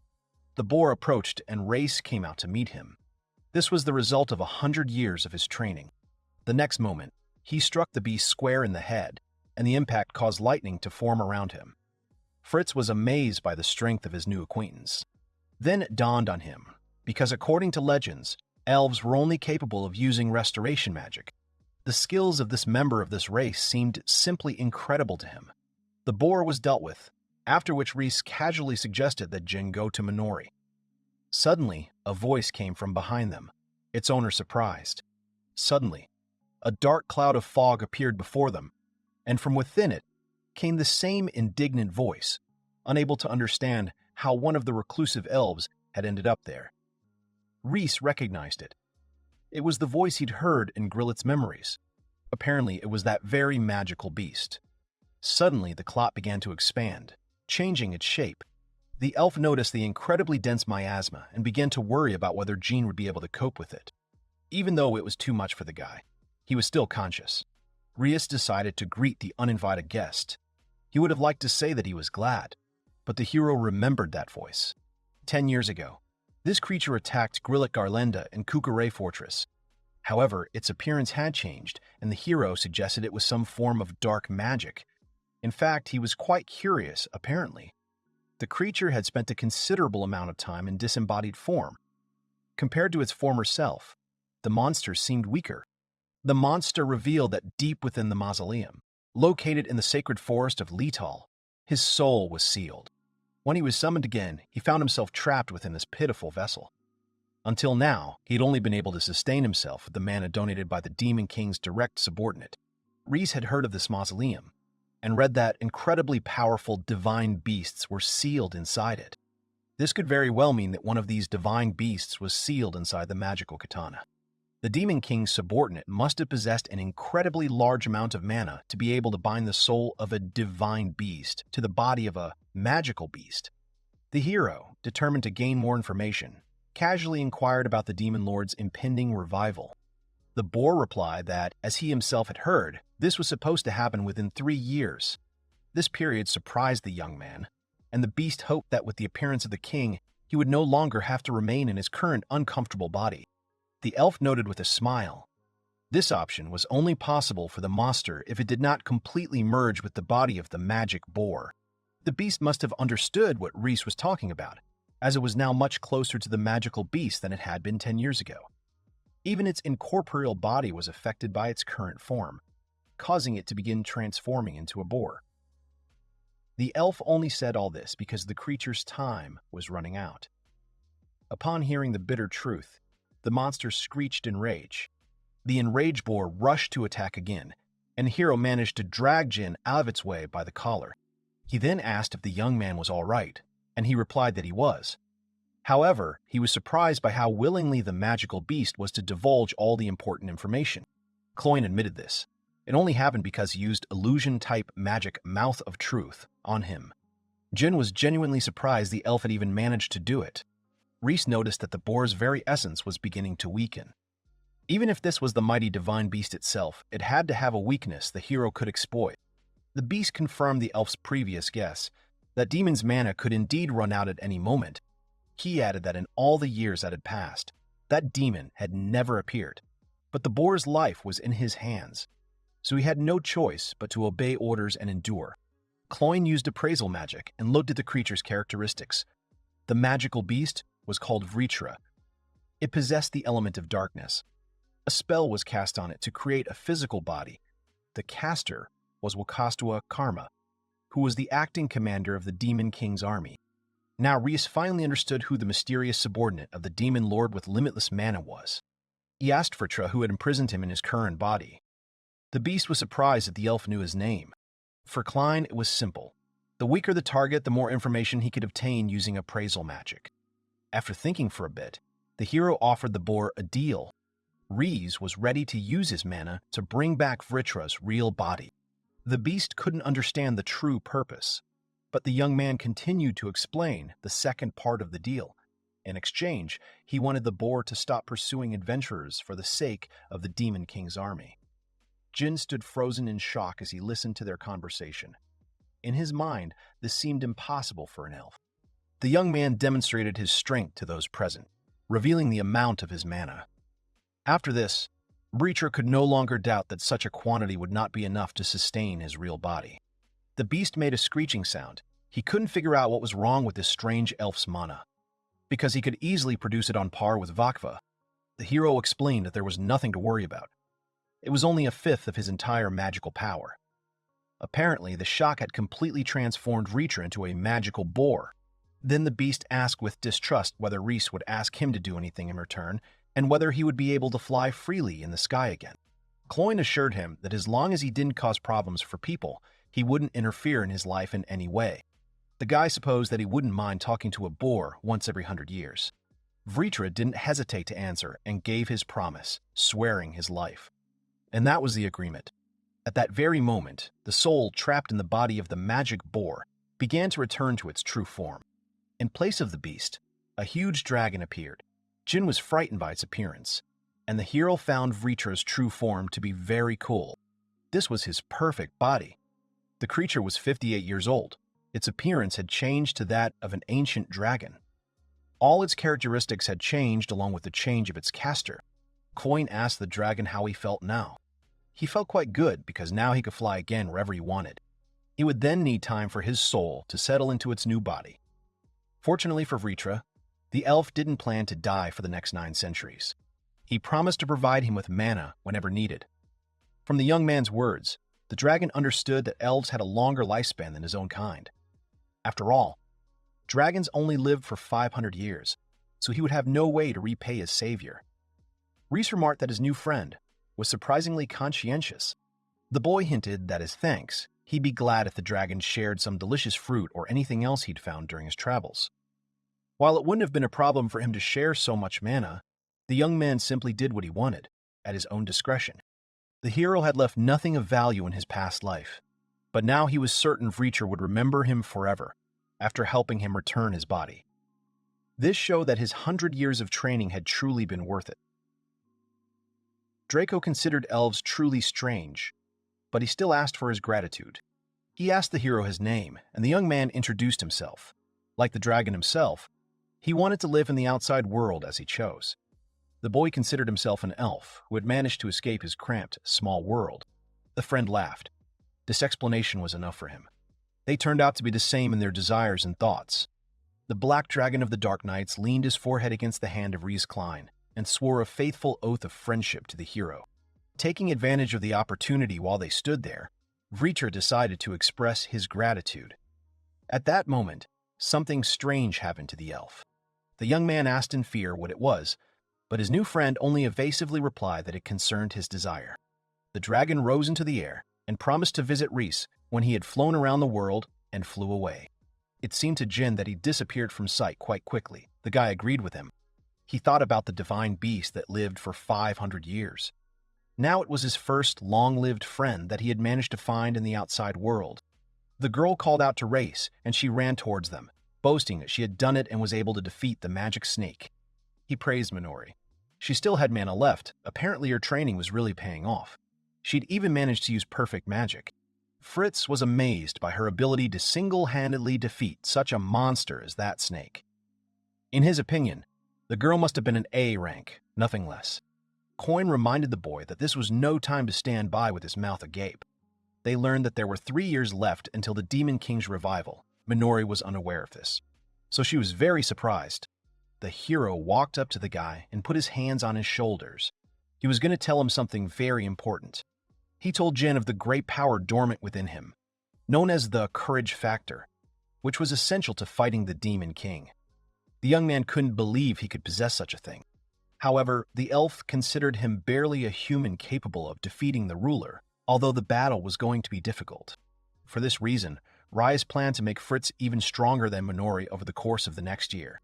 The girl continued to train in the practice of enchanting perfect fire magic, and the hero watched this. She used the sulfur flame sword and was about to attack Jin. The student was determined to give it her all, as this was already her 182nd training fight.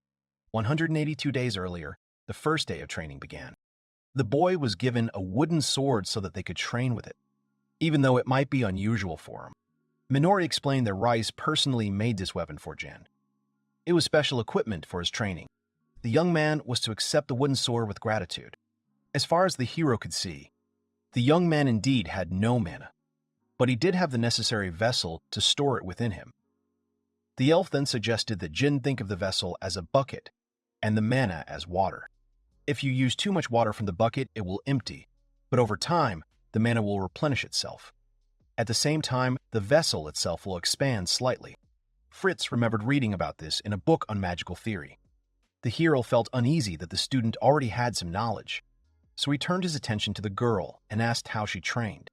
She remembered with horror how she hadn't been able to move a finger for an entire week. It was scary enough to frighten her, so Jin had to do the same. The guy decided to ask if he had no mana at all, where could he get it?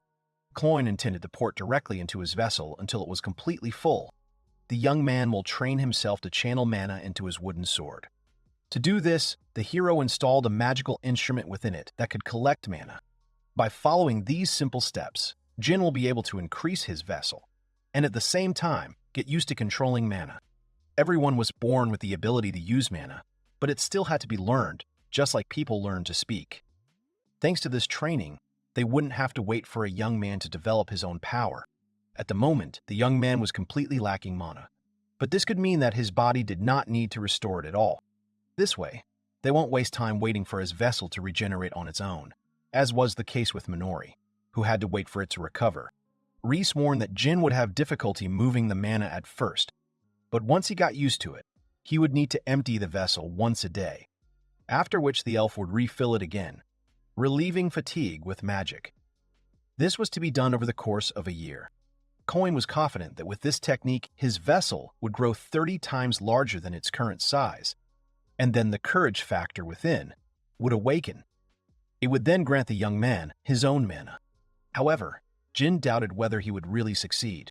Reece reminded him that he had already talked a little about the courage factor. The young man already knew that only the possessor of the factor was capable of defeating the Demon King. The hero also understood how much the boy suffered due to his lack of mana. The elf's piercing eyes saw the enormous potential hidden within the boy. Jean Fritz had already taken the hero's hand, wanting to become stronger, so the young man asked if he had changed his mind. In response, The young man only gripped his sword tighter. The only thing he was good at was being very bad at giving up. With only 3 years left until the Demon Lord's revival, the boys didn't have time to just sit and wait. But Reece still wanted to place his bet on this child. The training continued. Minori was determined to give it her all, and that was all her opponent wanted. This was already the 182nd sparring match between them, and the same number of days had passed since the start of training.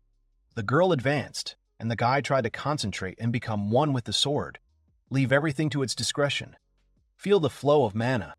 She hit her opponent's weapon, but suddenly, the magic jammer was activated. Reece was pleased with the activated defense, but Minori, although she admitted it was a pretty good job, still thought the guy had no chance. Confident of her invincibility, the girl sent Jin flying backwards with one lightning-fast blow.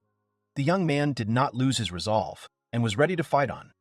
The elf understood this, but he could only use the healing himself once a day. Otherwise, the victim's body would be subjected to unnecessary strain. Then he used the goddess compass.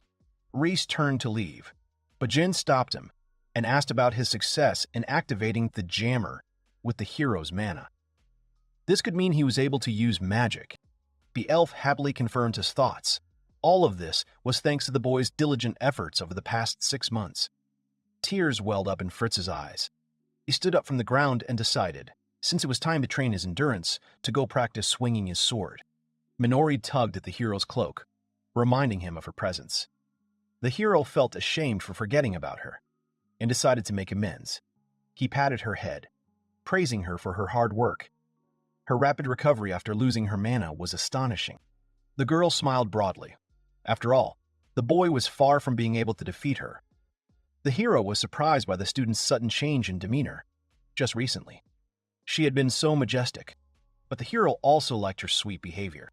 Now that Jin has learned to use mana, the next step is to train himself to awaken his courage factor and his own magic. According to legend, the key to awakening a hero's courage factor was overcoming a major obstacle with his comrades. However, Jin wasn't a hero yet. The elf wasn't yet willing to send him off on his own. But if he and Minori went with him, the young man would be less likely to get into a difficult situation. The girl pointed her finger to the sky and called Reece to look. A dragon, which Klein had not seen for a long time, was flying towards them. The hero was surprised by Vritra's quick return, since the mana couldn't have run out so quickly. The dragon calmed him down. He wasn't even close to using up the power he had transferred. However, the beast decided to show off his new skill. The huge dragon suddenly became small. Minori felt his cheeks and he was cautiously soft. Reece theorized that this transformation was possible because Vritra's entire body was composed of mana. The student was delighted. She expected nothing less from the hero's power. She decided to go call Jin and make some tea, since they had a guest. The dragon replied that the demons were too annoying. The boy asked why he had returned so early. They explained to him that they were preparing for the revival of the Demon King by accumulating miasma with the help of magical beasts. So he decided to stay with him for a while, which surprised the dragon greatly. The dragon decided to deal with the demons so he could sleep better. The boy explained that he wouldn't be the one to defeat the Demon King. He explained that he had placed his bet on a child with the courage factor who was being chased by a dragon, and that even regardless of the factor and magic, the dragon will still be stronger than him. The dragon was shocked by his crazy ideas. The white-haired one only smiled and said they'd see about that.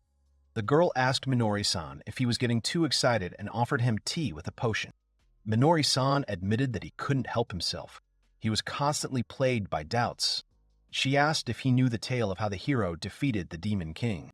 He replied enthusiastically that he knew. He had always admired this hero as a child. She explained that the hero is the one who defeats the Demon King. She advised him not to overthink it and just focus on who he wanted to be. The boy thought about what he wanted to be. Then he asked Minori-san why she worked so hard. She replied that Reece-sama said that he would defeat the Demon King no matter how many centuries it took. And even if they fail, he will find someone else with the courage factor who will defeat the Demon King. Minori-san is confident that there will be many people in the past and in the future who will cherish him, but she's a little disappointed. She doesn't want to leave their future to someone else. She explained that she wants to stay. Having said that he saw my memories, he went to Reece-sama's side and helped him as long as he breathed. Considering this, she assumed that everything would be fine if she herself became a hero and defeated the Demon King. The guy, smiling, said that Minori-san is very cool. The white-haired guy noted that this is already the 365th day since the start of training. She called his technique advanced enchantment magic. The fire sword. The girl said that it didn't matter how many times he neutralized her flame, since she would use the enchantment again. The boy thought that wasn't enough. He wouldn't be able to defeat Minori-san using just a magic suppression spell. The dragon noticed that the boy without mana had become incredibly good. He excelled in both swordsmanship and magic in a short time. The white-haired man replied that he had already told him that people grow very quickly, and he proposed a bet. He suggested that if Jinkun's height surprised him, the dragon would grant him one request. The dragon agreed, reminding him that a bet worked both ways. The dragon said he didn't understand people. He couldn't understand why they didn't seek another path, given their short lifespans. The white-haired man replied that, for both of them, it was an obsession with a dream. The dragon noticed that he was too much like a human. The white-haired one asked him not to talk nonsense. He admitted that he'd lived for about 30 years as a human before his previous life came to an end. And compared to that, these two shone beautifully. The girl noted that he was able to dodge.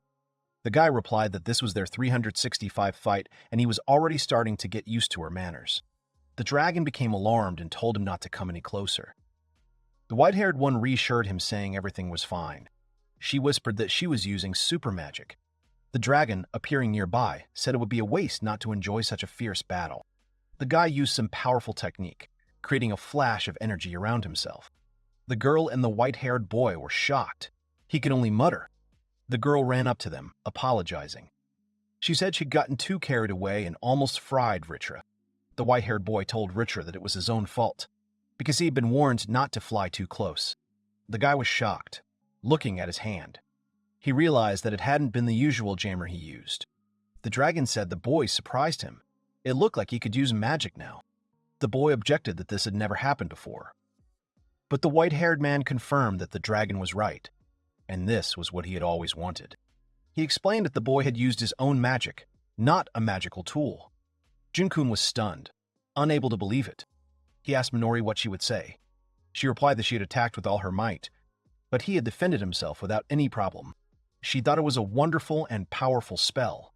The guy noted that it happened on the 365th day. It was said that Jinkun finally finished the training fight with his feet firmly on the ground. The dragon, enjoying his food, said that he wanted him to start the next stage of training tomorrow. White-haired agreed, saying his mana vessel had grown incredibly. He thought they were ready to awaken the courage factor. He explained that their goal would be to participate in real battles. At the same time, they would need to find comrades for the hero. He said Jinkun would start by hunting monsters with Minori. The boy suddenly interrupted him, apologizing. He asked to be allowed to act alone and begin his adventurer career again, surprising everyone. The girl remembered being asked what she wanted to be. She thought that this path would make her stronger. The boy explained that staying here meant he was relying on them too much. The white-haired man remembered how Jinkun had once been betrayed. He said he wanted to be somewhere where he could help the people he cared about. Whitehair agreed, thinking that might be the key. He told Jinkun that he would take Fritra with him. The boy asked in surprise, was it Ritra-san?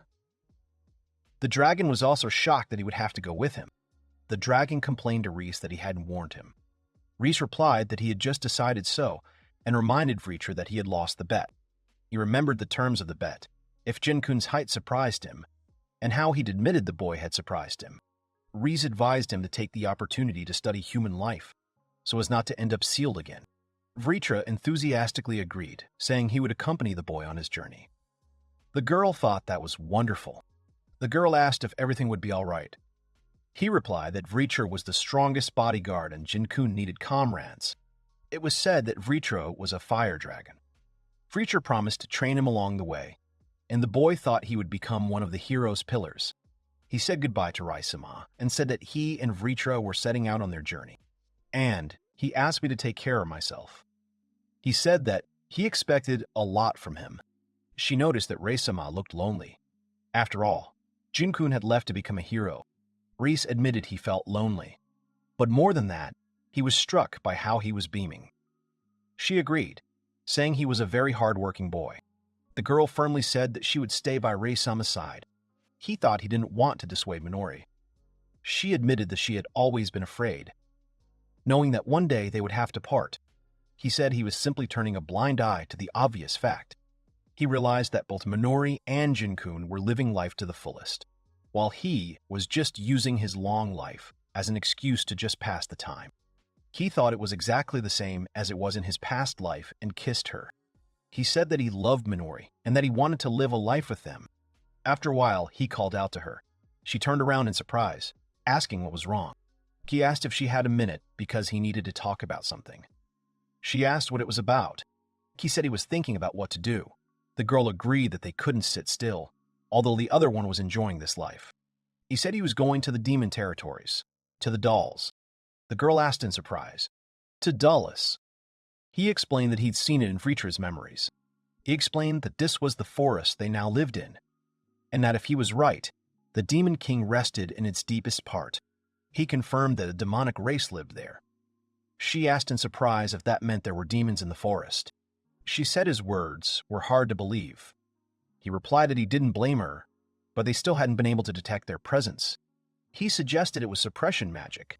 The same kind was used in the elven barrier, so the girl agreed it was possible. The young man said the truth was that he knew absolutely nothing about demons, neither their numbers nor their ecology. He explained that he didn't even know the Demon King's goal, and to ensure Jinkun's generation could defeat him, they needed to learn as much about demons as possible. He asked Minori if she would go with him. She jumped in surprise. She happily agreed. He explained that within 3 years the hero and Jinkun would be on the front lines, and so that he could always be with Minori, there are things that he must find out. He said they were there. She was surprised because she didn't see anything. Suddenly, half of the magical beast's body appeared. He shouted, "Howgate," and realized that this was indeed the entrance. She noticed with surprise that the landscape around her had changed. He assumed they'd installed a one-way barrier. You could leave it, but you couldn't enter it. He sensed a thick miasma, saying that this was the beginning of demon territory. He commanded them to proceed. They saw another destroyed village. He noted that they had been in the Dalles for a month now, but hadn't encountered a single demon. He assumed the village had been attacked. Since there were traces of magical power left, he said they needed to be careful.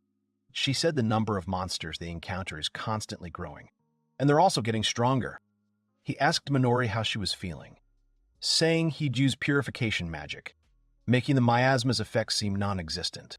She said that it seemed to her as if the village had been destroyed not long ago. She asked if those were the sounds of battle.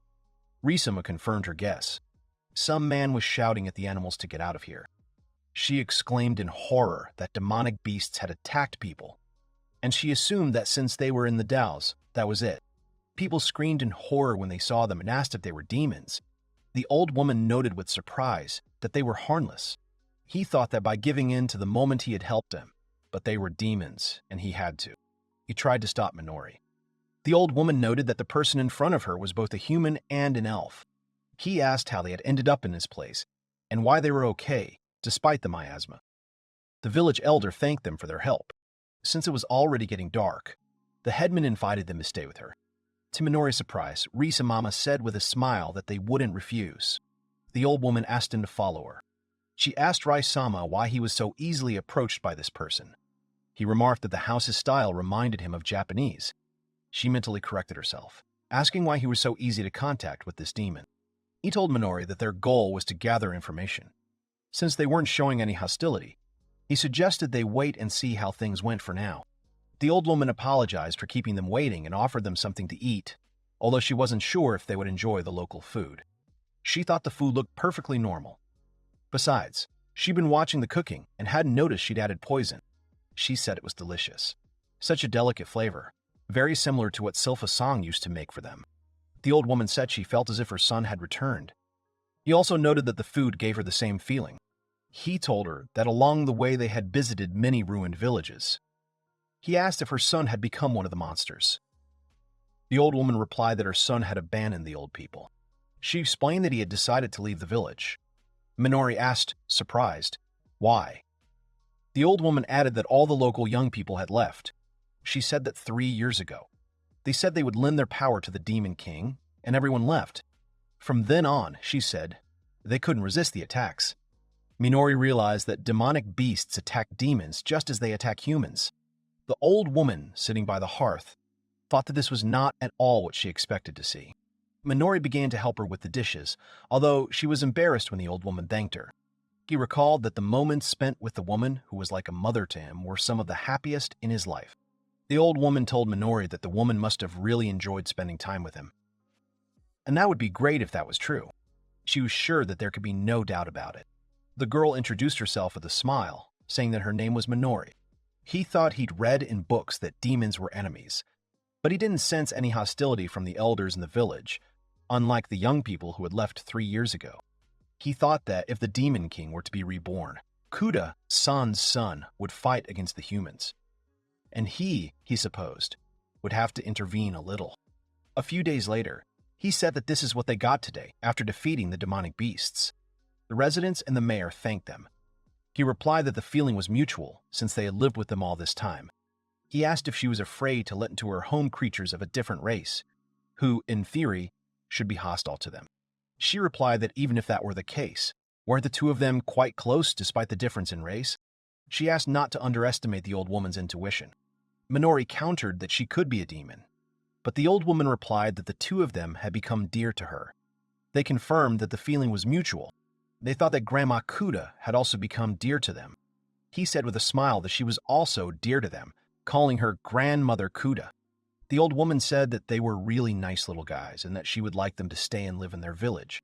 He thanked his grandmother but said that they needed to continue their journey because he wanted to learn more about the world.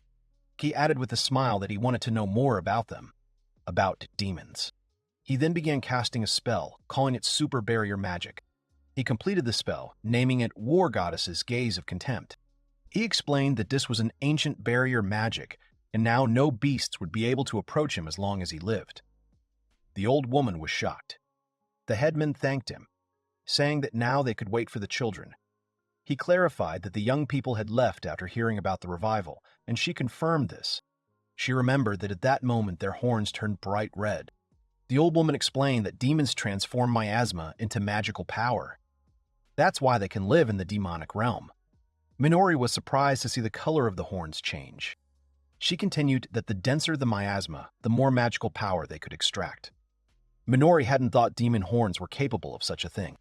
That's why he was confident they could survive.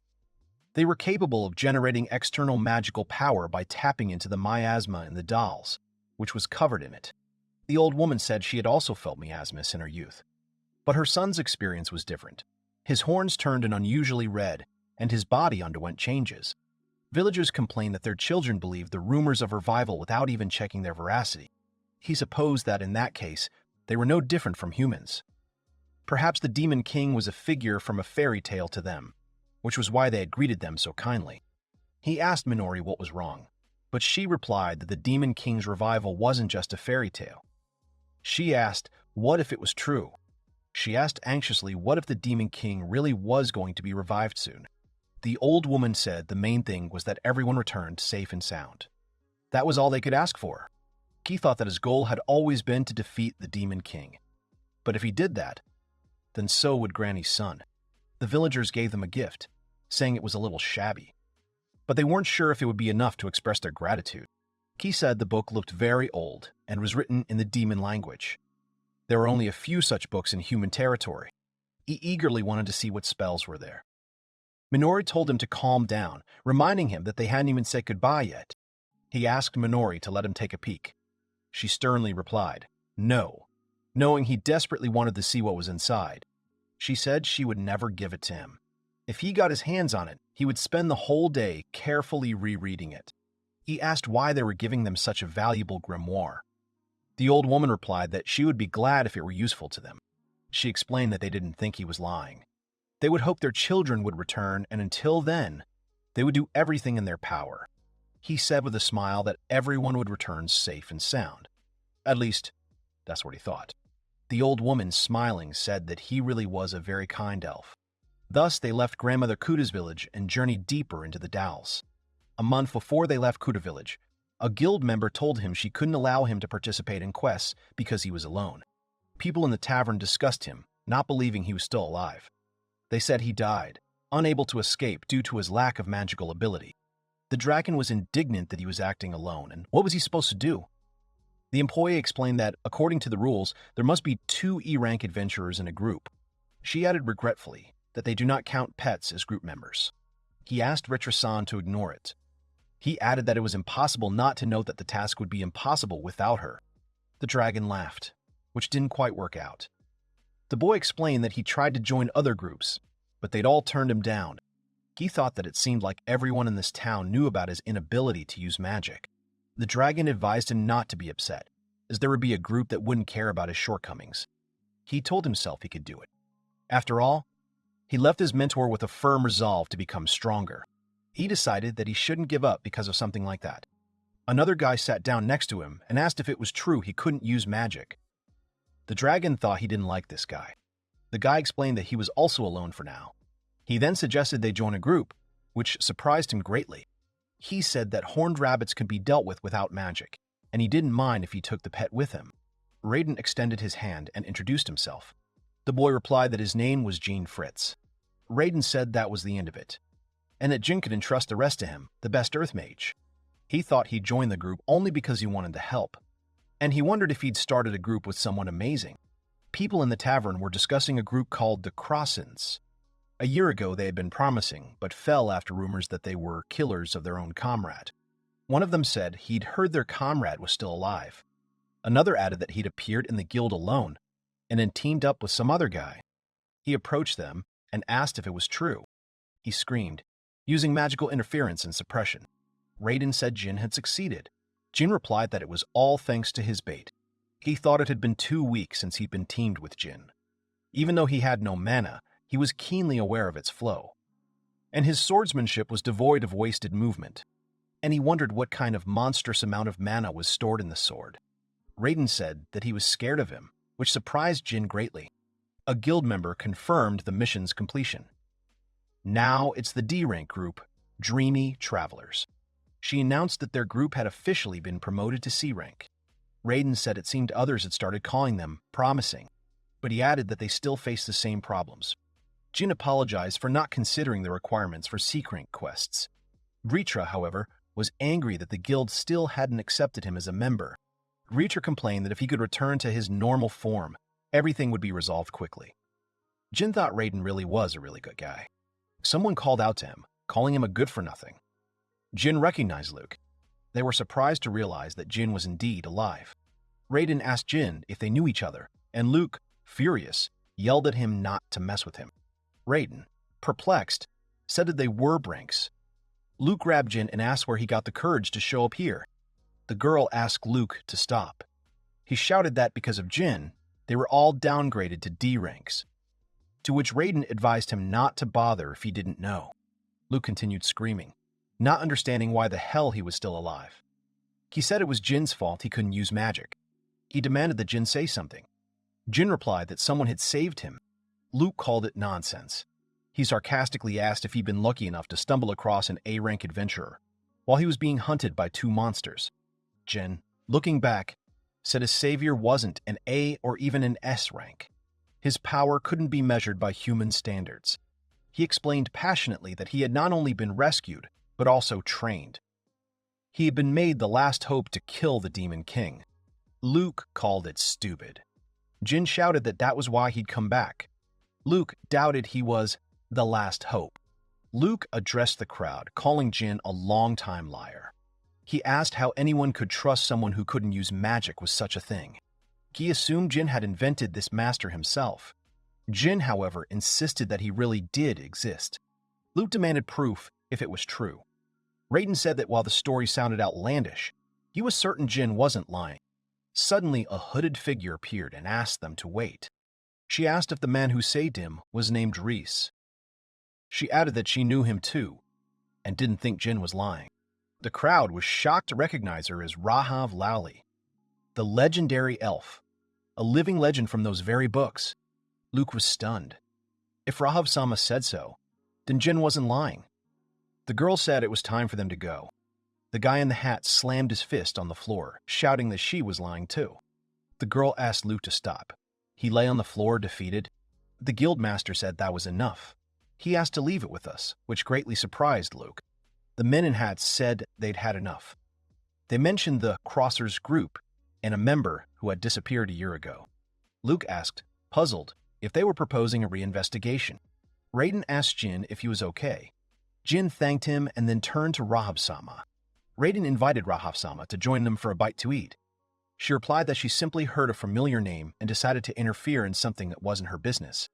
To her companion's surprise, Rahab said that she would perhaps accept their offer. Suddenly, there was a loud crash. Rahab said everything was fine. She just forgot to introduce herself. She introduced herself as Rahab Lali, a middle-aged elf. She called her companion Anastasia. Anastasia complained that Reacher was only bragging, while all he could do was light a cigarette. The dragon countered that it was because of his smaller version. Raiden teased him, saying he used to have so much energy he could burn down an entire city. Vritra screamed in rage. Reacher called him a charlatan and said Reece had tricked him. Jin countered that Master Reece couldn't have been so mistaken. Anastasia, however, thought the dragon wasn't lying. Rahab said she saw a vague disruption in his magical circuits. It was likely due to the careless use of mana by the one who treated him. She asked if Jin-kun was Reece's student. He happily confirmed that he was. She said she had endless respect for Master Reece, and now she would have to keep an even closer eye on him. As they were leaving, Vritra asked Rahab what her relationship was with Reece.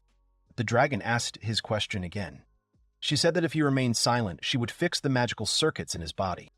She added with a smile that the master must still correct the mistakes of the students. The dragon exclaimed joyfully that his mouth was shut. Rahab thought about something. A year later, in the village of Rodo, a voiceover wondered if the Demon King's victims had been here. Hearing the girl speak in a familiar dialect, Reece-sama realized that his worst fears had been realized. 6 months after leaving Kuda's village, he and Minori went to the Dalles to gather information. But all the settlements had been destroyed, and they didn't encounter a single demon. But they did find a couple of grimoires in the demonic language. He was excited to continue his research after Granny gave him the grimoire. He read that it was an archive. The difference between the grimoires in the Dalles and the human world was quite interesting. He thought that demons, having lived their entire lives with magic so close to corruption, might have always been closer to it than humans, and that's why his darkness attribute was developing so quickly. She asked him to finish it in 3 days. He promised he would definitely finish it in that time. She said it took him a week to get to the last village. He replied that he was so engrossed that he hadn't slept or eaten until Minori started scolding him. He thought it had been hundreds of years since he'd been reborn as an elf. And now his sense of time was too different from a human's. He was very grateful to Minori for putting up with all this. 3 days later, he sighed, finding nothing new about the Demon King and the heroes. He thought he had to defeat the Demon King. He had to keep his promise to Grimmett-san. But as long as everyone remained alive, he would be happy. He thought that millennia had passed since magic emerged, but there was still no concept of magic that could transcend time and death. But what about the Demon King? He has been defeated many times, but he still comes back. He wondered if it might be a matter of power beyond this world. The book said the Demon King died and returned many times. In his world, this is called Reincarnation. He asked what was approaching. Minori replied that they were demons, and there were at least 100 of them. He added that there was someone with them with power on par with the Demon King. The crowd wondered if anyone had been found as a sacrifice. The man explained that, like previous villages, this place had been plundered by monsters. The beast made a questioning sound. The girl noticed they'd been spotted. The boy excitedly said it was just a small, bipedal subspecies of Dragonet true battle drake, and so everything would be fine. She began to think about wanting to ride one. Looking straight into the dragon's eyes, the boy declared that this creature would never dare to resist someone who was stronger than it. The girl said she had confidence in him and expected nothing less. However, she added that although he himself was small, his rider certainly possessed immense strength. The man with the horn concluded by stating that there were no survivors left and dismissively referring to them as weaklings. He then suggested that, apparently, they had encountered a different kind of demon, but not the Golgersam. They noticed that the closer they got to the last stage, the fewer people they could detect. Meanwhile, someone, mentally assessing the figure with their fingers, was thinking about assessment. The guy sitting on the chair recognized. The name Gallagher Zollinger, Demon Race, Attribute, Dark Magic. Title, Captain of the Southern Demon King Search Party. Dragon Steed, Wang Chang. Joyfully realizing that the magic had actually worked, the boy then turned to Raisama and said that the creatures had red horns, emphasizing that he had never seen anything like them before. The horn-clad man mentally acknowledged that the situation wasn't so bad, but expressed difficulty in determining the source of the mana flowing into the sphere held by the demon. After these thoughts, he said that he had come here to avoid detection. The young man responded by declaring that they were powerless and could do nothing. The man with the horn said that they had important missions, that they had to gather as much mana as possible, and that it was for the Demon King's rebirth, calling them names. The people cried out that they were ready to sacrifice their lives for their king, and that if they were ordered to die with their grandparents, they would die as a family. The frightened boy turned to the girl, trying to say something, mentioning that people had started screaming very loudly, and adding that the man with the horns, smiling, remarked that it was a very strong spirit, which, in his opinion, would certainly please the Demon King. And the boy asked why all this was being said and what this... The boy wondered what that desperate cry was, as he looked at the man with horns who was roaring loudly. Noticing the flames were coming out of his horns, his eyes were completely white, and tears were continuously flowing from them. The boy realized it was mind-infecting magic, and the girl asked if she was even capable of such a thing. The boy then continued, explaining that by filling this orb with mind-destroying magic, he controls all the demons, and thus they become loyal soldiers. Turning to the guy, the girl asked with obvious concern whether this meant that now all of them, including even the little boy and their grandmother, were no longer residents, to which the guy explained that no, their minds were still somehow miraculously holding on. The guy confidently stated that the flowing tears served as clear and obvious evidence of what was happening. Someone turned to Golder, saying that if they went this way, they could very quickly reach the village of Kwato. The boy at that time thought about the village of Kwato.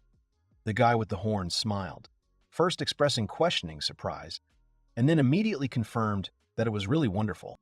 The man commanded them to move, to which someone expressed deep gratitude in response, while a certain person privately thought that if such a move could help their demon king, then the grandmother and all the other members of their family would experience true happiness in serving him. The guy gently placed his hand on the girl's hand, calling her name, and the girl immediately turned around, assuring that everything was fine. The guy nodded his head affirmatively and, turning to Minora, clearly said that he completely understood her and that now was the best time to carry out an ambush on these soldiers. The man with the horn picked up a sound and declared that there were survivors there, then asked in bewilderment how they had been missed and gave the order to catch them immediately. The boy with white eyes and two horns replied that he understood the order completely. The man with the horn, having started to say that it was for this very specific reason that he did not love, did not have time to finish his thought when a very large and extremely loud explosion was heard directly among the houses located in the village. The man turned to the boy, asking what it was. The boy replied that it was an unusual demon and they had been ambushed. The man ordered them to simply defeat them. The boy tried to object, but Gollier continued, holding out the orb the Demon King had given him. Even a lesser demon would be no problem. It was mind-infecting magic. The man with the horn declared that he was holding out the ball, and that one could only dream of having subjects like them, giving the order to kill them, stop at nothing, and be sure to take all of their mana. The people around him began to scream loudly, and the man, in turn, muttered about how weak and incompetent they were, while noting that his primary task was only to collect mana, and he asked with irritation why he was abandoned in such a wilderness. The guy, rushing in flight straight towards Golger, desperately shouted for them to immediately defeat him and take away all the magic that belonged to him. The boy, rushing swiftly in flight, carefully touched his trusty sword with 2 fingers, and then began loudly reciting magical enchantments, anti-darkness enchantment, lightning enchantment, and dazzling brilliant splendor. Golger curiously asked who it was that had arrived, to which the boy sarcastically replied that everything was now clear, and that despite all his attempts to hide his magic until the last second, his presence still attracted attention. The man remarked that this was his first time fighting a demon, and that for an elf with 900 years of experience, this was, something completely new. The boy, surprised, asked what he was talking about. And the next moment, the man drew his sword and pointed it straight at the boy. He realized he had been cursed, plunged into a darkness that would last forever.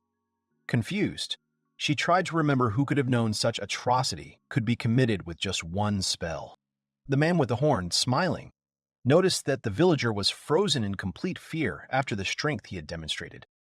And he intended to negotiate, but did not say a word, because he suddenly noticed the boy's joyful look and immediately became wary.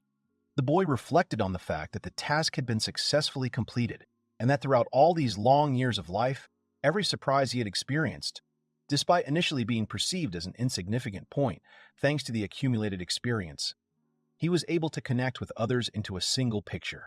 The boy thought this was the real outside world they were talking about. He began to tell the man that he was simply an elf, a most ordinary member of this people, who had been thrown out of his own group, but who yearned to leave behind at least some kind of notable legend. The man looked at the boy.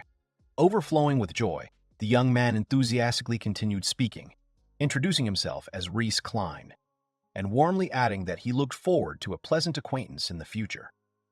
Gulger, for his part, grimaced, as if about to say something in response. Enraged, he jumped up on his dragon and screamed at the top of his lungs, indignant at why this elf had suddenly appeared here. The guy thought for a moment, noting to himself that there was absolutely no flow of energy coming from either himself or his sword. Not even a second had passed before the man began swinging his huge sword furiously, aiming straight at the boy and easily breaking his fragile sword. The blow struck, and the boy collapsed to the floor, reflecting on how he'd felt nothing at all just before the impact, despite the fact that this was magic of a very high order. He wondered again about the possibility of achieving such a level without words. The man began to say that the boy was incapable of defending himself against such a level of power, and declared that weaker races must die. The man declared that before the boy departed for the next world, he wanted to ask him just one question. Was he really one of the heroes? At that moment, the frightened boy frantically thought about heroes. The girl ran down the street, and suddenly a voice started calling her name and saying that Manhua needed to lure out all the lesser demons. The girl ran to the boy and said she understood everything. The girl explained that then he would have the opportunity to fight the leader. And the girl asked if he wanted to fight him one-on-one.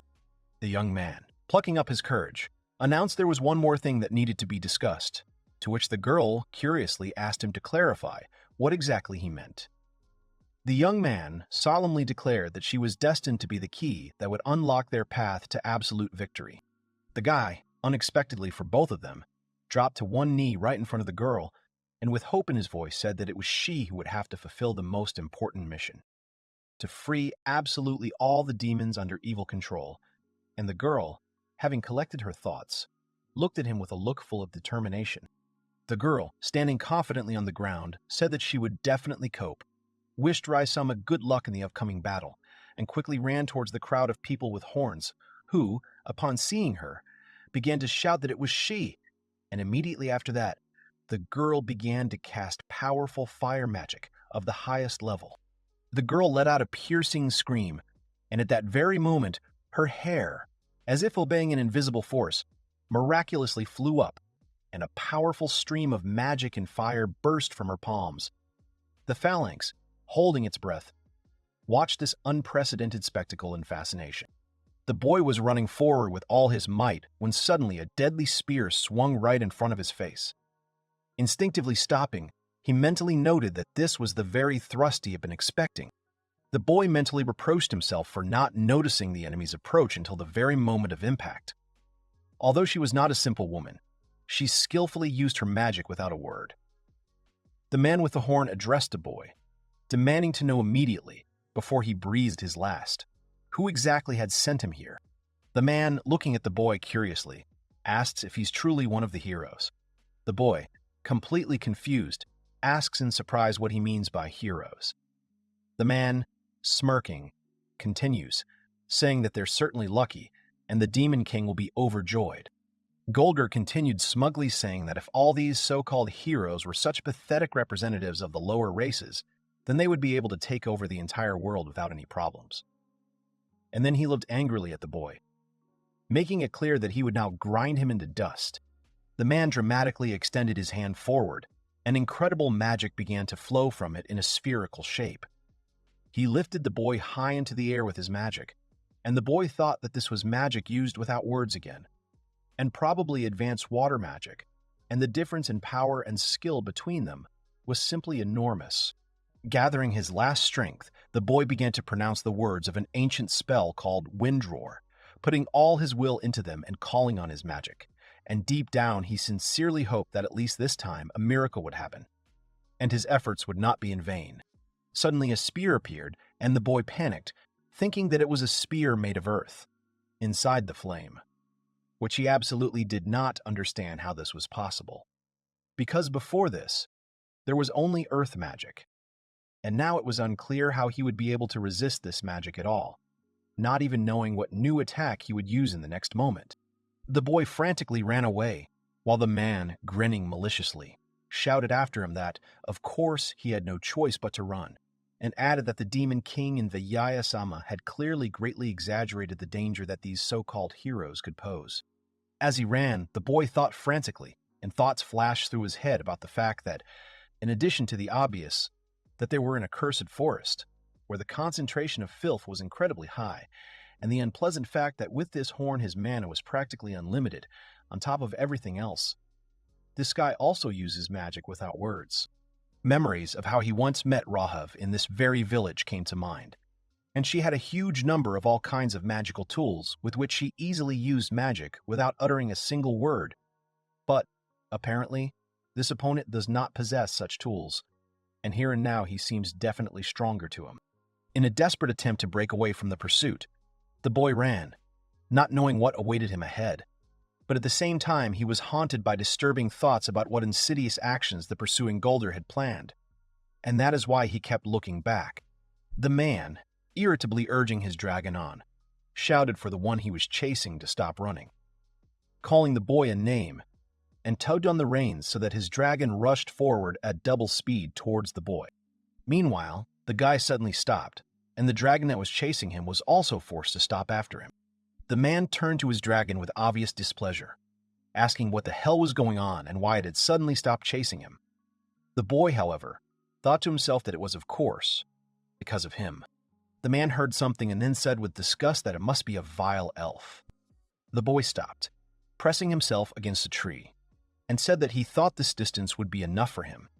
But the enemy was still in his field of vision, so he needed to hide his presence before he was discovered.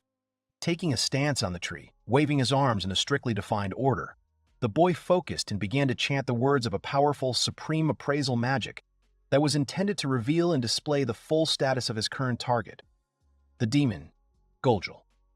Zulinger. He described him as wielding a two-handed sword made from the bones of the evil dragon Gramraze. It was enchanted with explosive magic. The right arm had dark magic, earth magic, a crystal sealing enchantment, and mind infection magic, and the left arm had fire magic and water magic enchantments. He realized that his spells were on his body. The boy realized what was going on here, and that the key was to summon the magic. To do this, one had to correctly direct mana with words to create the desired magical form, and then, if one imbued this formula with mana, the spell would be cast. The boy thought that he was able to summon magic without speaking words because all the necessary formulas for this were located right on his body, and it was thanks to them that he was able to skip an entire step associated with the usual creation of magical formulas. The boy reflected on the fact that Golder had a high compatibility with demon mana, but even this compatibility was not enough to support all the numerous formulas located on his body and change the flows of mana so quickly. These formulas exhaust the caster's body. The boy reflected on how high-level magic usually required a huge amount of mana, and wondered how his opponent could constantly summon it. He licked his lips, declaring how much he enjoyed experiencing this kind of uncertainty. The guy, with a mysterious smile on his face, waved his arms wide and solemnly declared that his ultimate goal was this entire forest, after which he demanded that he be immediately shown all the streams of filth permeating it. The boy clearly stated that his goal was to see absolutely everything, even the smallest, barely noticeable traces of mana that flowed around him in an invisible stream. To achieve this, he called upon appraisal magic, mana-searching magic, and Getteroxai. The guy, looking at his hand, realized that it was so obvious that he hadn't thought of it before. He transformed his entire body into one giant magical instrument, thereby completely blocking the flow of his own mana. He realized that they were going against the very essence of the body, so he never even considered it. The guy decided that he should then try to create a magic formula and securely attach it directly to the pad of his finger. The boy thought that if he were to block the flow and gather the mana directly into his hand, then when he extended his finger, something suddenly spilled out of his hand. He, frightened, uttered some kind of exclamation. The boy realized in his thoughts that he had accidentally forgotten to hold back the flow of mana, and when he was about to try again, he suddenly heard the characteristic sound of a man rapidly approaching. The boy suddenly became frightened, thinking that his adversary had probably returned to the village. The man, approaching him, said that it looked like he was playing hide-and-seek, but he had absolutely no time for such childish games. The man said out loud that if he managed to grab his girlfriend, he would definitely come running to him. The guy realized his intentions and said that he had come to himself, and that he needed to hurry to Manhwa very quickly. Deep in thought again, the boy realized that creating every single new formula for higher magic would require a tremendous amount of effort. He then wondered on a secondary level, what about strike magic? The guy declared that impact magic was one of the advanced types and held up his finger, near which a round patterned mixture of magic appeared. This magic fires a flying projectile and was originally created on a whim. It's not particularly powerful, but its simplicity makes up for it. He thought he'd succeeded. He'd managed to limit his mana, and he'd never experienced anything like it in his 108 years. The guy closed his eyes, immersed himself in his sensations, and thought that he felt incredibly warm, as if something soft and pleasant had completely enveloped him. And after that, he decided to try again. The boy extended his fingers, and to his surprise, a ball of magic suddenly emerged from them. He involuntarily made a short exclamation sound in surprise. The boy made a noise with a nervous but joyful smile, as if he hadn't expected it. The man, seeing his magic, wondered if he'd decided to show himself and why he couldn't keep track of his magical vessels. The boy thought he'd planned for a slightly lower power. The man grew furious and, shouting loudly, demanded to know how the sneaky elf had managed to conceal his presence. The boy, addressing himself, remarked that at least the enemy would definitely return. He continued his thought by stating that, among other things, he could now also apply all of his recent discoveries directly into practice, and it seemed he was talking about the prospects of using fire magic. The man riding the dragon shouted loudly to Trader, confidently declaring that what was proposed would not work.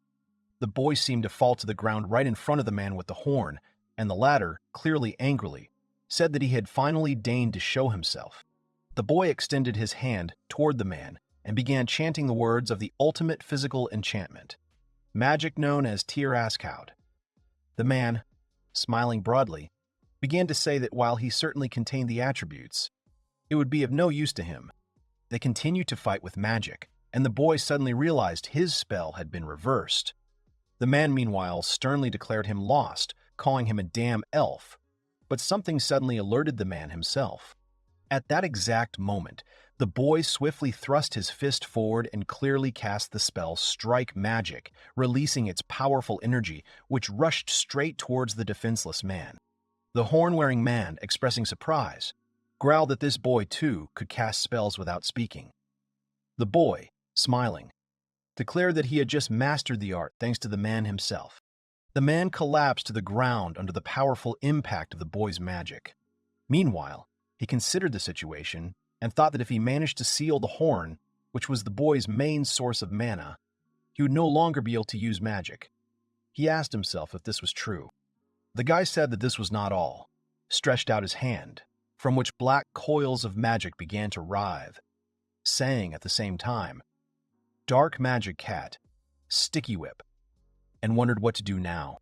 The man, who found himself in a sitting position, tightly wrapped in a magical whip, suddenly came to his senses and, expressing extreme bewilderment, exclaimed what the hell was going on. The boy asked if he had come to his senses. The man angrily declared him simply awful and, closing his eyes, began to work his magic using his horn. He growled, wondering furiously why the hell he couldn't use magic, and cursed the boy, calling him a vile elf who dared to use his dirty tricks on him. The boy calmly replied that he didn't know. The man, filled with anger, said that he didn't care at all, because his absolutely loyal soldiers would soon arrive here. And although they might resemble dogs, without using the power of the magic crystal, the boy had absolutely no chance of winning. The man, looking at his subordinates, told the boys that the moment had come to demonstrate their unquestioning loyalty. The boy, with a triumphant smile on his face, answered the man that all his mind-infecting magic, which he was so proud of, had already been completely dispelled by them. The man, confused, asked a short question. The boy then continued, addressing Minora, and explained she would be the decisive key to their victory.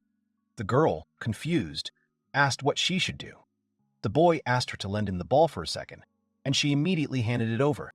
The boy closed his eyes, concentrated, and uttered the ancient words over the sword, anti-darkness enchantment, and immediately, incredibly powerful magic emanated from the sword. The girl, simultaneously overcome with intense fear and undisguised delight, began to ask, exhaling in shock, "Is this?" The boy answered the girl, explaining that this spell was found in one of Grandmother Kuda's ancient grimoires. It contains a powerful anti-magic element, has the power of inversion and the ability to completely ignore the laws of this world, and, in addition, it can only be used by the Demon King. When he read this, he thought that if the horn was something special and very important to the demon, then perhaps he could borrow it for his own purposes. The girl asked Reece what exactly she should do. The boy replied that if she could reach the demon's horn with this sword, the power of inversion would do the rest for her, and the demon would be freed. The girl asked that no one be hurt during the process. The boy looked at her and told her not to worry so much, assuring her that she would definitely succeed, and then handed her the sword. The elf said with deep feeling that the only person he could trust completely and unconditionally was none other than Minora. And the girl, in response, with a face full of determination, solemnly declared that she would not let him down under any circumstances. A loud cry was heard towards Golgar, ordering him to be killed and his mana to be taken at any cost. Still keeping his back to the man, the boy explains that this is why his friends won't come to his aid. The man grows angry and asks how he dared use magic so many times.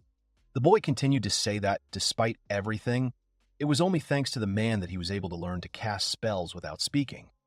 The man began telling him to wait, but the boy, ignoring him, continued that he was now going to try it on him.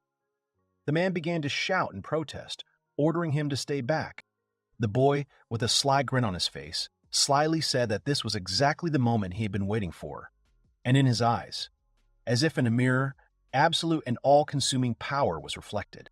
The boy with the horn sat with his eyes tightly closed, and the girl quietly approached her, after which she asked if he had regained consciousness and was awake. She turned around and asked if she was human. The girl replied that her name was Minora, and added that Grandma Kuda had been very hospitable.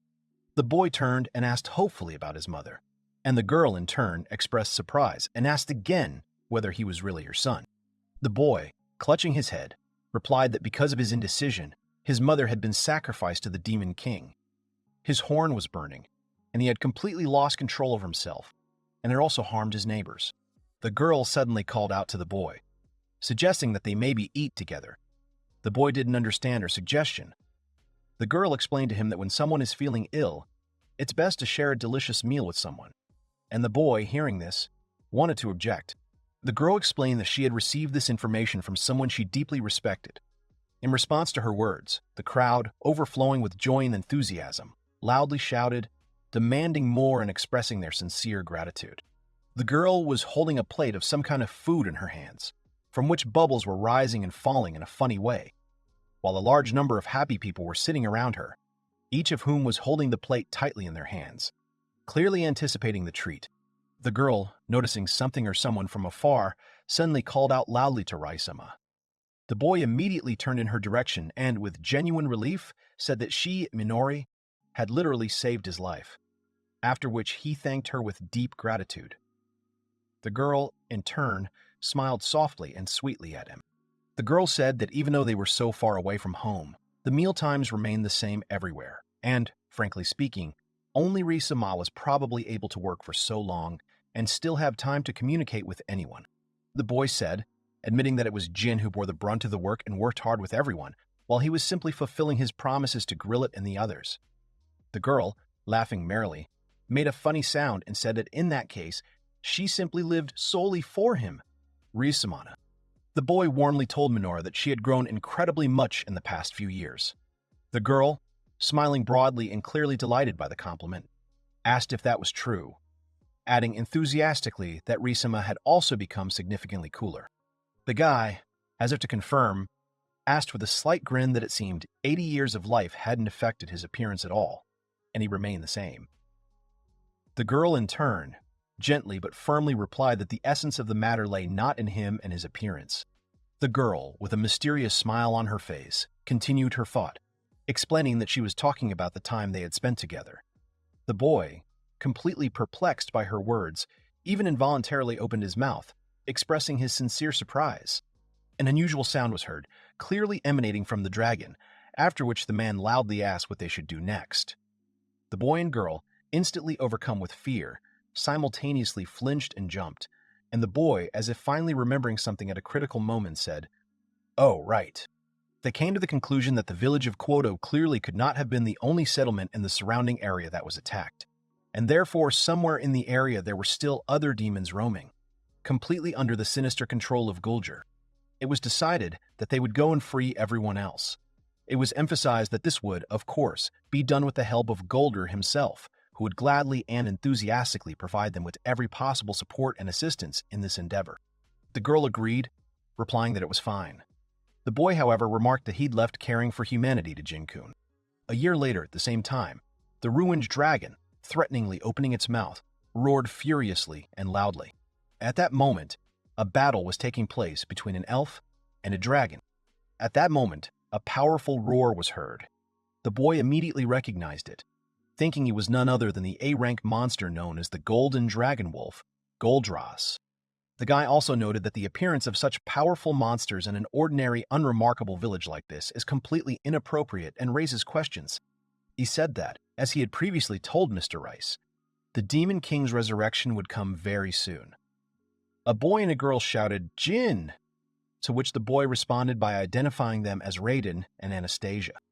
Anastasia told Jin that all the monsters in the area had been successfully eliminated. He asked her what kind of monsters they were and if they were injured.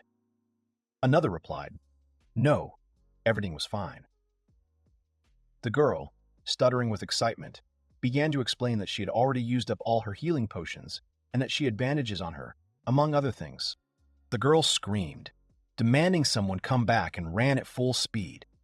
The boy, watching the girl, silently noted that these water mages were exhibiting very strange behavior, but added that Rahab-sama would still be able to heal them. He turned to the girl herself, asking if this was true, Rahab-sama. The girl turned sharply to them and replied that if she were given a tasty snack, she would certainly agree. At that moment, someone present, watching her, remarked in surprise at how much her attitude toward the situation had changed over the past year. The guy replied that maybe they should lie because they were out of potions and asked for help. The other guy replied that he might set it on fire for the sake of the matter if that would really help. The boy, losing his composure, began shouting and complaining, wondering why every single member of their squad, belonging to a different race, was acting so strangely, since they were a team, and this, in his opinion, should be understandable. In response to Raiden, they replied that everything was absolutely fine. Everything was in perfect order. The boy continued, assuring him that such wounds would heal on their own. Raiden responded by shouting and asking if he was even human. The boy calmly continued, saying that it was time for them to leave for their next mission and what their plan was. He looked off into space, his eyes widening in surprise. They speculated that the Kukul Fortress was the closest human settlement to the demon territories. It seemed there were now even more monsters there, and the Lord himself had addressed them personally, although they were already on another mission, indicating a critical situation. One of them said with alarm that absolutely nothing good would happen if the fortress were captured.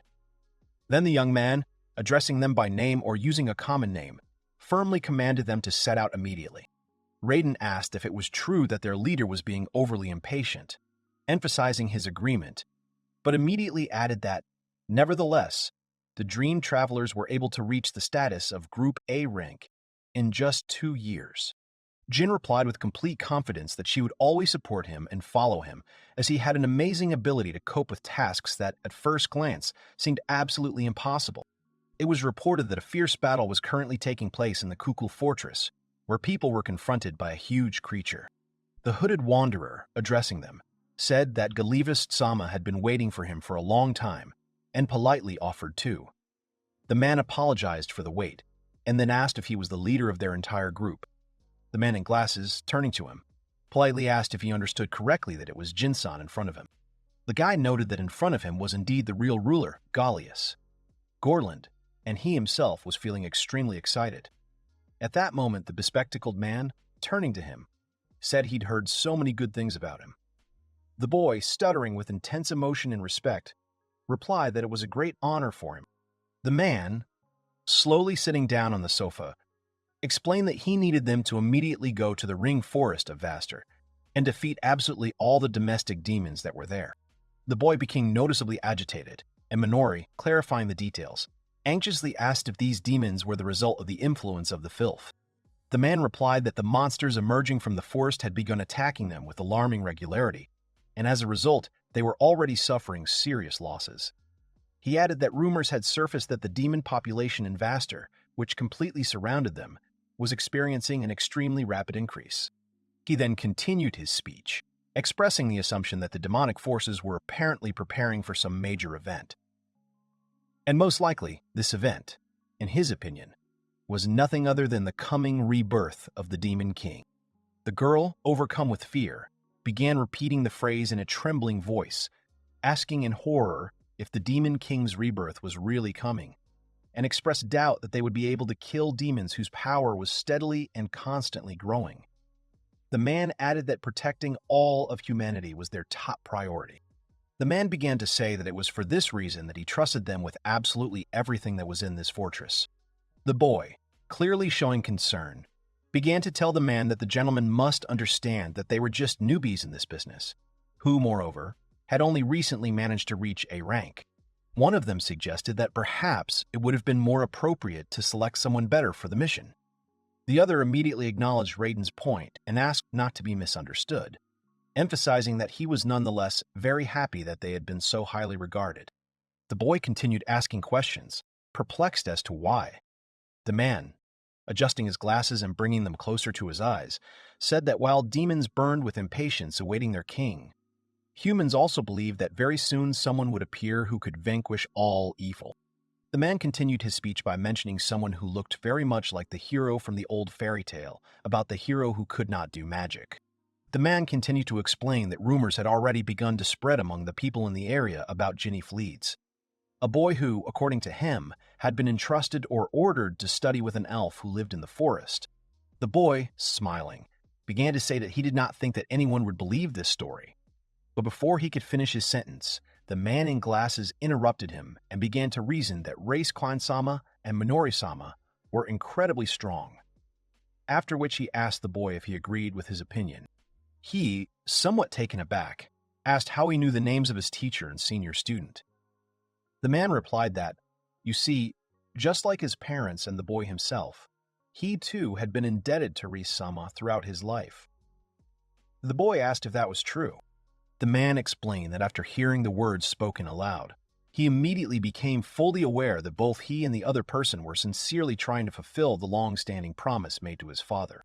He continued, stating that he therefore understood them perfectly, and since Reece-sama himself had expressed his trust in them, he, guided by this, would do the same, and therefore urged them to accept his proposal. He then asked them to take on the role of the main protectors of all humanity, emphasizing that the Dreamy Travelers team has always distinguished itself by accepting requests of absolutely any complexity. Rising from the couch, the guy announced that they were now committed to guaranteeing the client's satisfaction, after which the man expressed his sincere gratitude for these words.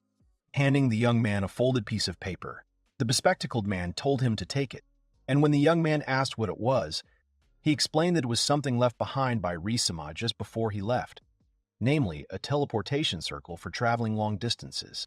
The man continued to explain that by using this item, one could summon soldiers directly to oneself, to which the boy exclaimed with undisguised admiration that this was simply amazing, adding that they had never been given anything like this before, and thanked him heartily. The man addressed them, explaining that, despite his desire to immediately send them to the capital, to Vistera, he was forced to inform them that they had one more, additional assignment. The girl, calling out to her father, asked with hope whether it could be considered that all the wishes left by her grandfather had finally been successfully conveyed to those for whom they were intended, that is, into the right hands. The guy exclaimed that he absolutely could not imagine that the famous Gallia was actually personally acquainted with this teacher Reece, about whom his friend was constantly harping, to which his interlocutor, in turn, responded by openly admitting that he himself, was quite surprised by this fact. The girl turned around and asked if Reece had really chosen him personally, seeing potential in him, to which the guy, in response, said that he, at least, was ready to believe it, adding that the reason clearly lay not only in this.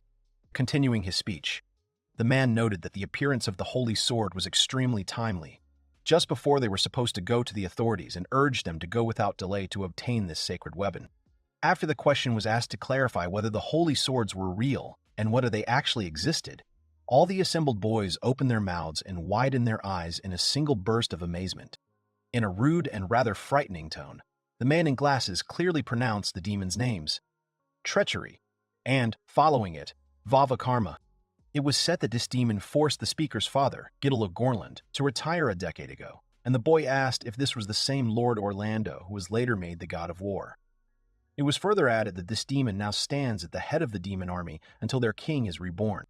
Adjusting his glasses, the man said that the threat that constantly loomed over the Kukul fortress due to the fear of the possible return of the demon king would never go away as long as the king himself was alive.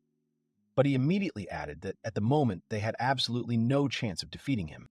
The girl turned to the man with a question, confirming her suspicions that he was trying to ensure that they had as many possible advantages in the upcoming battle against Vava. To which he answered briefly, but affirmatively. The man revealed that the holy sword in question was kept in the very place where the former hero had found his final resting place, adding that he had already notified the keeper in advance of their impending and imminent arrival. The boy, turning to Jin, exclaimed that it was true that the boy, who for some reason was completely unable to use magic, was incredibly similar to the hero described in the story, and immediately asked Jin what he thought about it.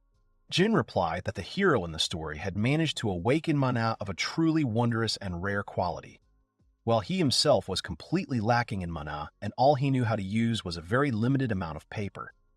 He also mentioned that the teacher had pawned the sword. Continuing his thought, Jin doubtfully stated that he had absolutely no confidence that the supply of mana contained in this wooden sword would not run out quite soon. But he expressed a timid hope that perhaps the appearance of the holy sword could radically improve the current situation. A group of young people approached some monumental, majestic structure. One of the boys expressed admiration for the hero's temple, calling it incredibly beautiful, to which someone remarked that he thought it was just a tourist attraction. However, another objected, lamenting how humans enjoyed building such tasteless things, and then a voice announced that they were expected and beckoned them to follow. He gave the order to open the door leading to the dark room, and immediately explained that it was in this room that the holy sword was kept, clearly warning that ordinary people were strictly forbidden from entering there. And in conclusion, gently but insistently asked them to maintain a measured pace and not to rush anywhere. As they walked past the sculpture-adorned walls, they heard comments about the incredible awesomeness of what they saw. A worthy hero who had saved many lives. The girl confirmed that she had never seen such luxury, but something clearly alerted Jin. When they finally opened the chest, they were surprised and outraged to discover that the holy sword that was supposed to be kept there had vanished without a trace. In their anger, they suggested that perhaps their guide had simply gotten confused in the directions or information. Lost in thought, the girl assumed they were being asked to test their powers and asked Jin for his opinion. The guy, calling her Nastia, asked what was going on as she assumed it was simply a magical instrument. Holding out her hand to it, the boy confidently declared that this was true and they needed to channel mana into the subject. However, the girl immediately amended, clarifying that Jin didn't have any mana at all. Jin, in turn, suggested that perhaps the same pattern was at work here as in the case of the wooden sword, after which the girl asked him if he thought that mana might already be present inside. The guy carefully placed his palm on the surface of this object and then slowly closed his eyes. The boy finally opened his eyes and informed the other boys that, to their regret, no visible or tangible changes had occurred. Lost in thought, the girl asked if she had been mistaken in her guess, to which the guy, gesturing to a detailed diagram placed on the ground, answered that if you look more closely, you can find 4 more exactly the same elements. Jin became wary and remembered that in that ancient tale about a great hero, the central character, according to the plot, traveled not alone, but accompanied by 4 more of his comrades, each of whom, as is known, possessed his own unique magical or combat attribute. As soon as Jin finished speaking, at that very moment, all the guys simultaneously dropped to the ground and, according to no one's plan, placed their palms on the mysterious magical objects. The guy reported that, unfortunately, no changes had occurred again, and they had not achieved the desired result. But at that moment, the girl suddenly and loudly screamed, drawing attention to the fact that a passage had appeared ahead. The guy responded by clarifying that the expected result would not be achieved and would not appear until exactly 5 people simultaneously activated this magical mechanism. Suddenly, pitch darkness fell, followed immediately by panicked cries of fear as the web flew straight at their faces. While someone urged Raiden-san to remain calm and not panic, all drowned out by the distinct sounds of falling objects. Jin turned to the girl and boy lying on the floor and asked if everything was okay with them and if they were completely fine. Suddenly, right before their eyes, surrounded by light, as if a bright ray descending straight from the sky, 5 monumental tombs appeared. Jin had a sneaking suspicion they were in a cemetery. One girl had asked who was buried there, and another had immediately responded by guessing that this was probably the final resting place of heroes.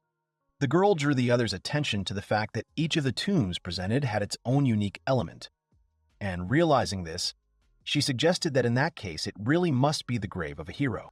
Ryder, clearly outraged by the situation, indignantly asked why this place was located so far from human civilization, and immediately exclaimed how much it hurt him, to which the girl calmly objected, noting that here the hero was surrounded by his loyal friends.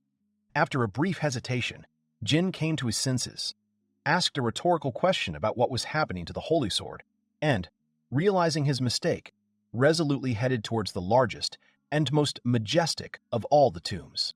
The guy firmly stated that he was not in that place, but the guys immediately reacted indignantly, showing their misunderstanding and exclaiming that this was impossible and that they had once again encountered a trick.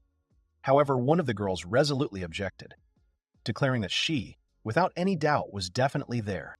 The girl explained that the reason was the barrier placed there, which was intended to keep out outsiders, and that she could clearly sense its energy flows.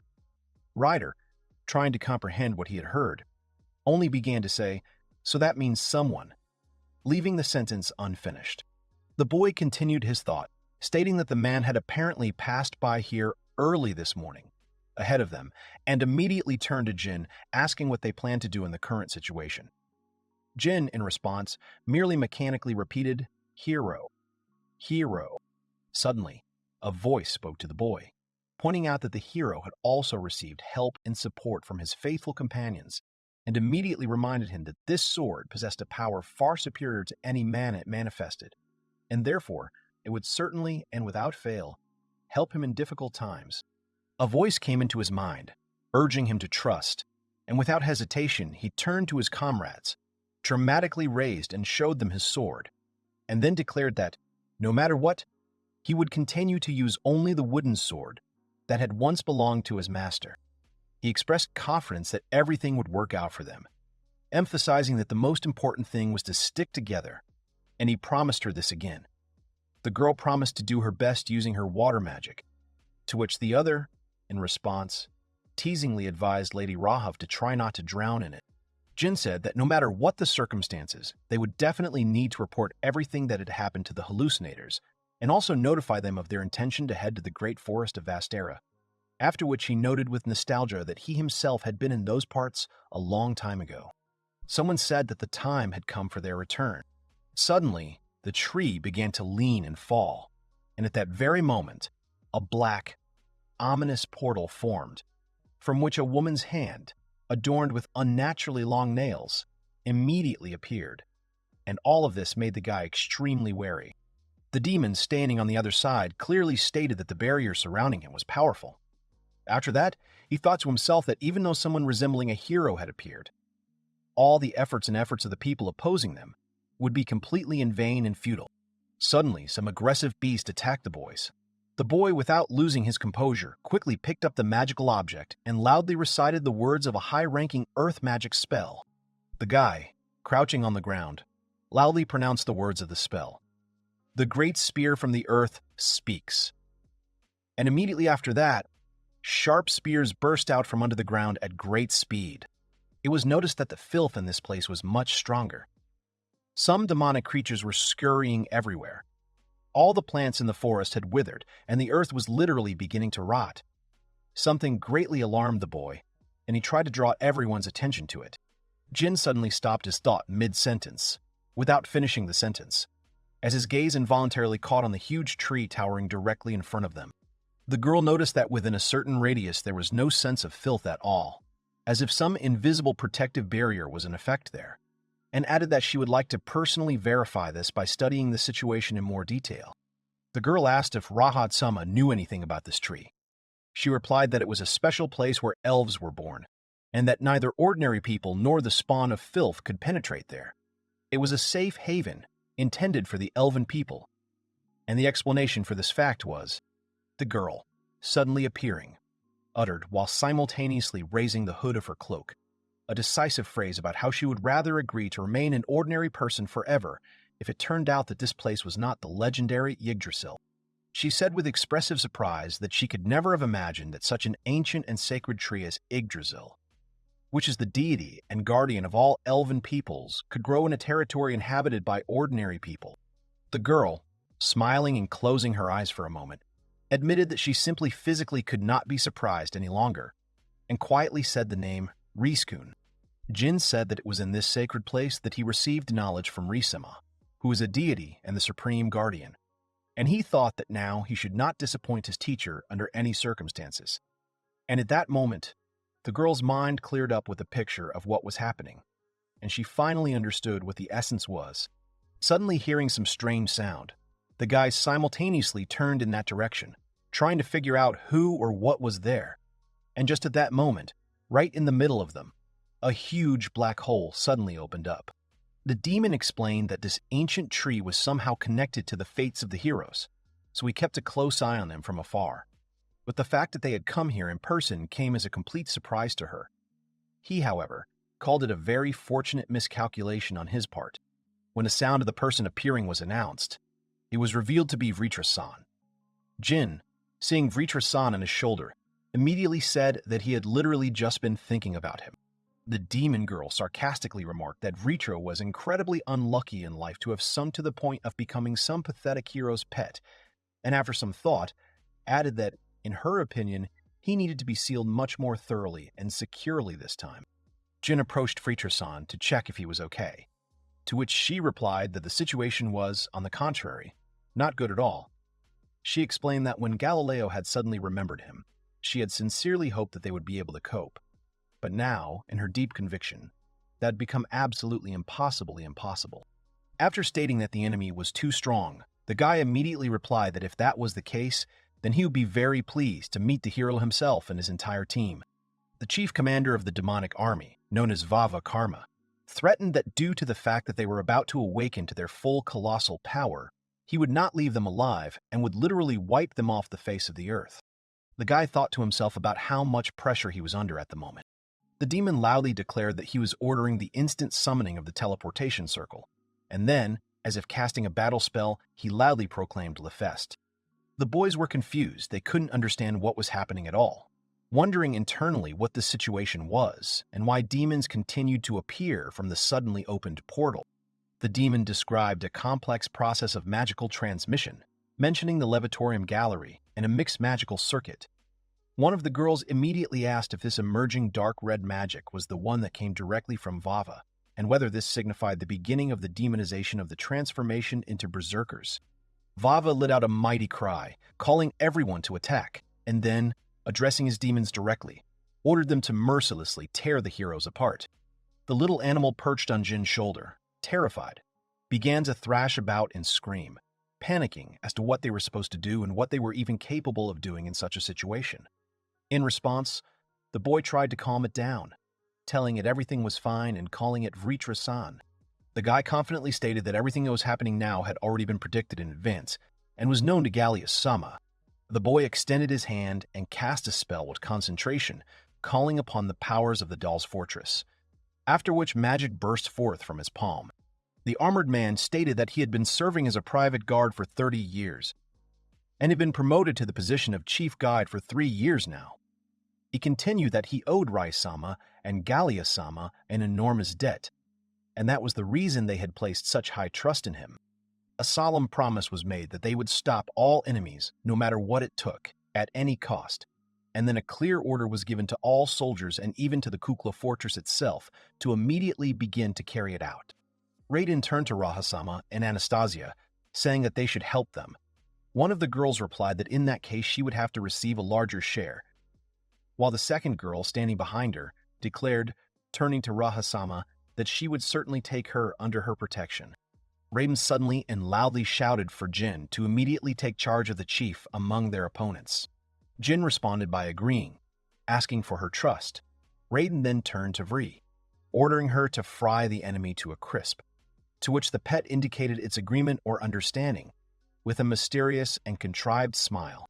Vree responded by pointing out that it was Raiden, and added that he believed that he had no right to talk about things that he absolutely did not understand or was not knowledgeable about. The demon, noticing what was happening, expressed surprise that someone was countering his teleportation magic by transporting forces from the Ham fortress.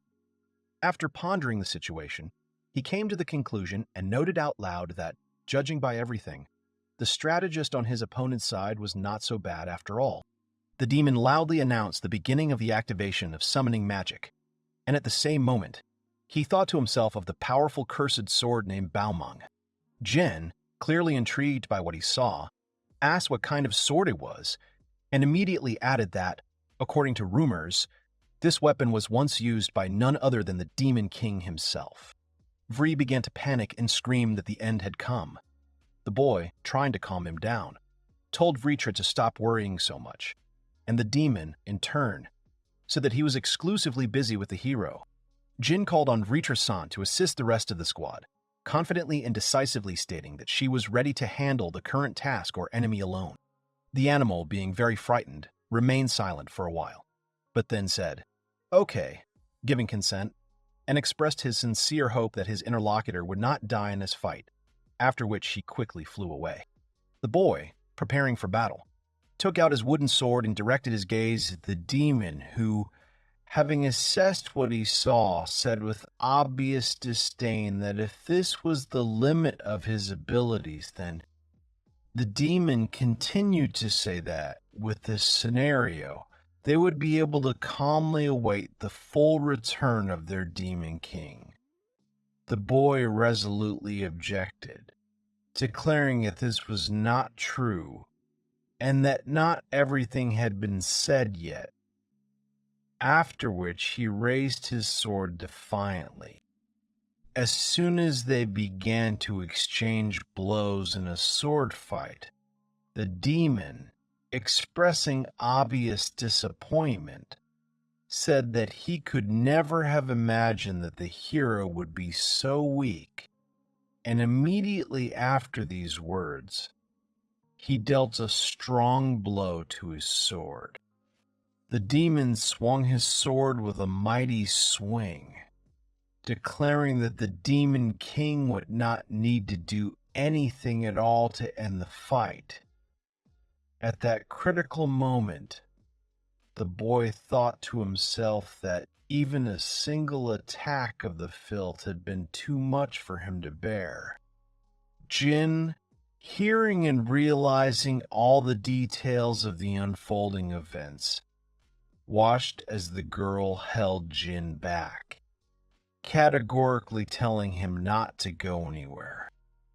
The girl continued to insist that he not approach now, explaining that even if he simply approached, the filth would attack him, and if he did not want to be demonized into a berserker, he should stay put.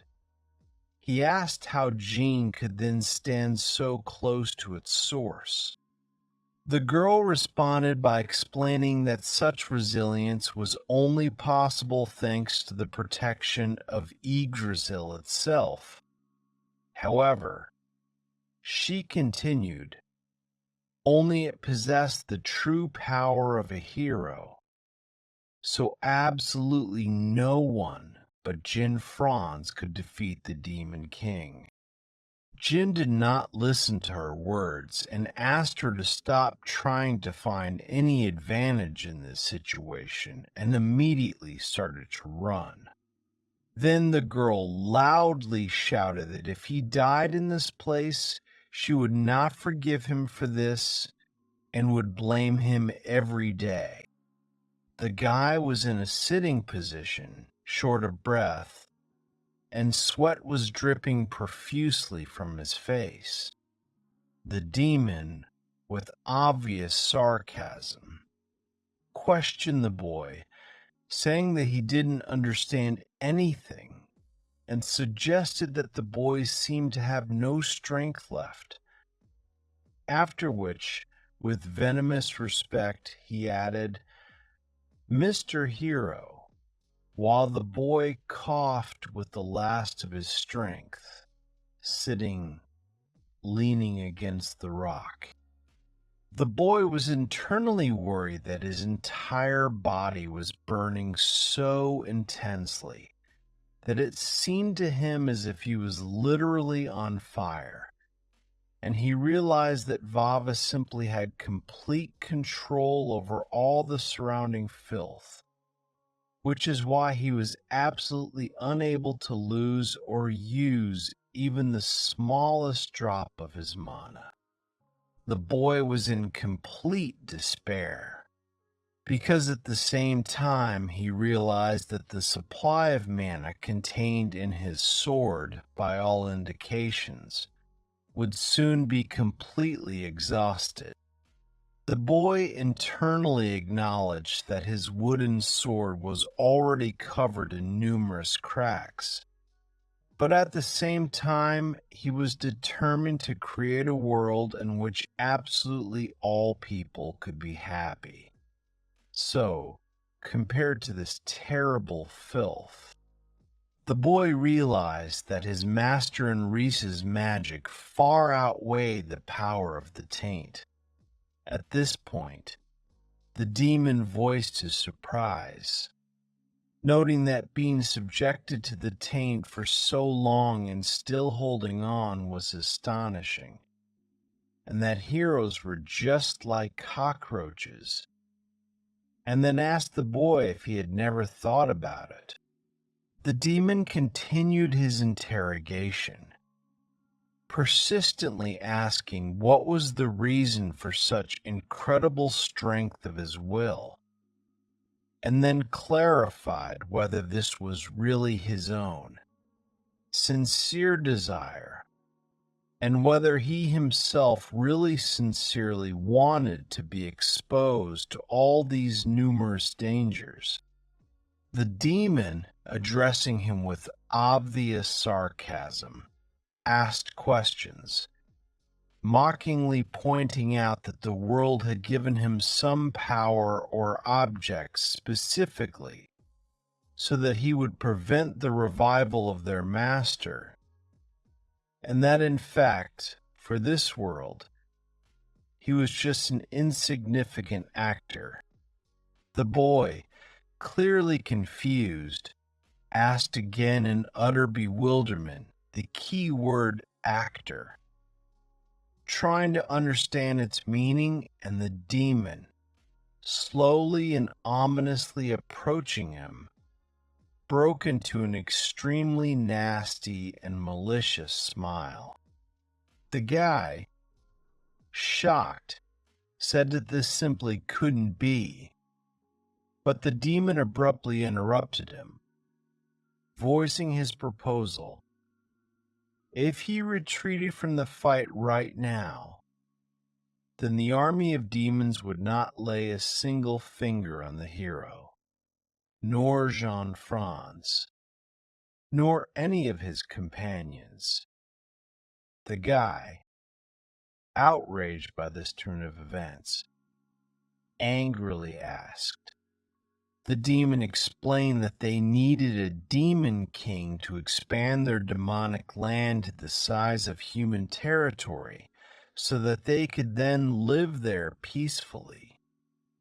The boy began to say in response that he would never fall for such nonsense. But before he could finish, the demon rudely interrupted him again. The demon continued his monologue, stating that, moreover, people actually want to fight them on a deep subconscious level, and that the whole point is that, after which he demonstratively clicked. He said that humanity is constantly searching for its dream.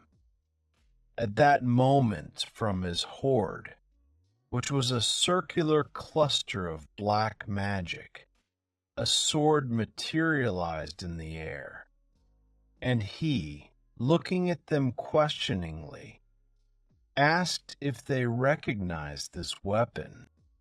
The demon announced that it was the holy sword Escalon, and reminded him that 700 years ago their master was defeated by this very weapon. The boy stared at the sword in surprise. The demon stated that all these events and properties were achieved solely through the holy power. But now the sword is no longer able to glow as brightly as before, and uttered the words of the spell, Gilderos's destruction magic, Hammer Crush. The boy suddenly and loudly screamed, trying to stop what was happening. But he didn't have time, because at that very moment a powerful explosion suddenly sounded.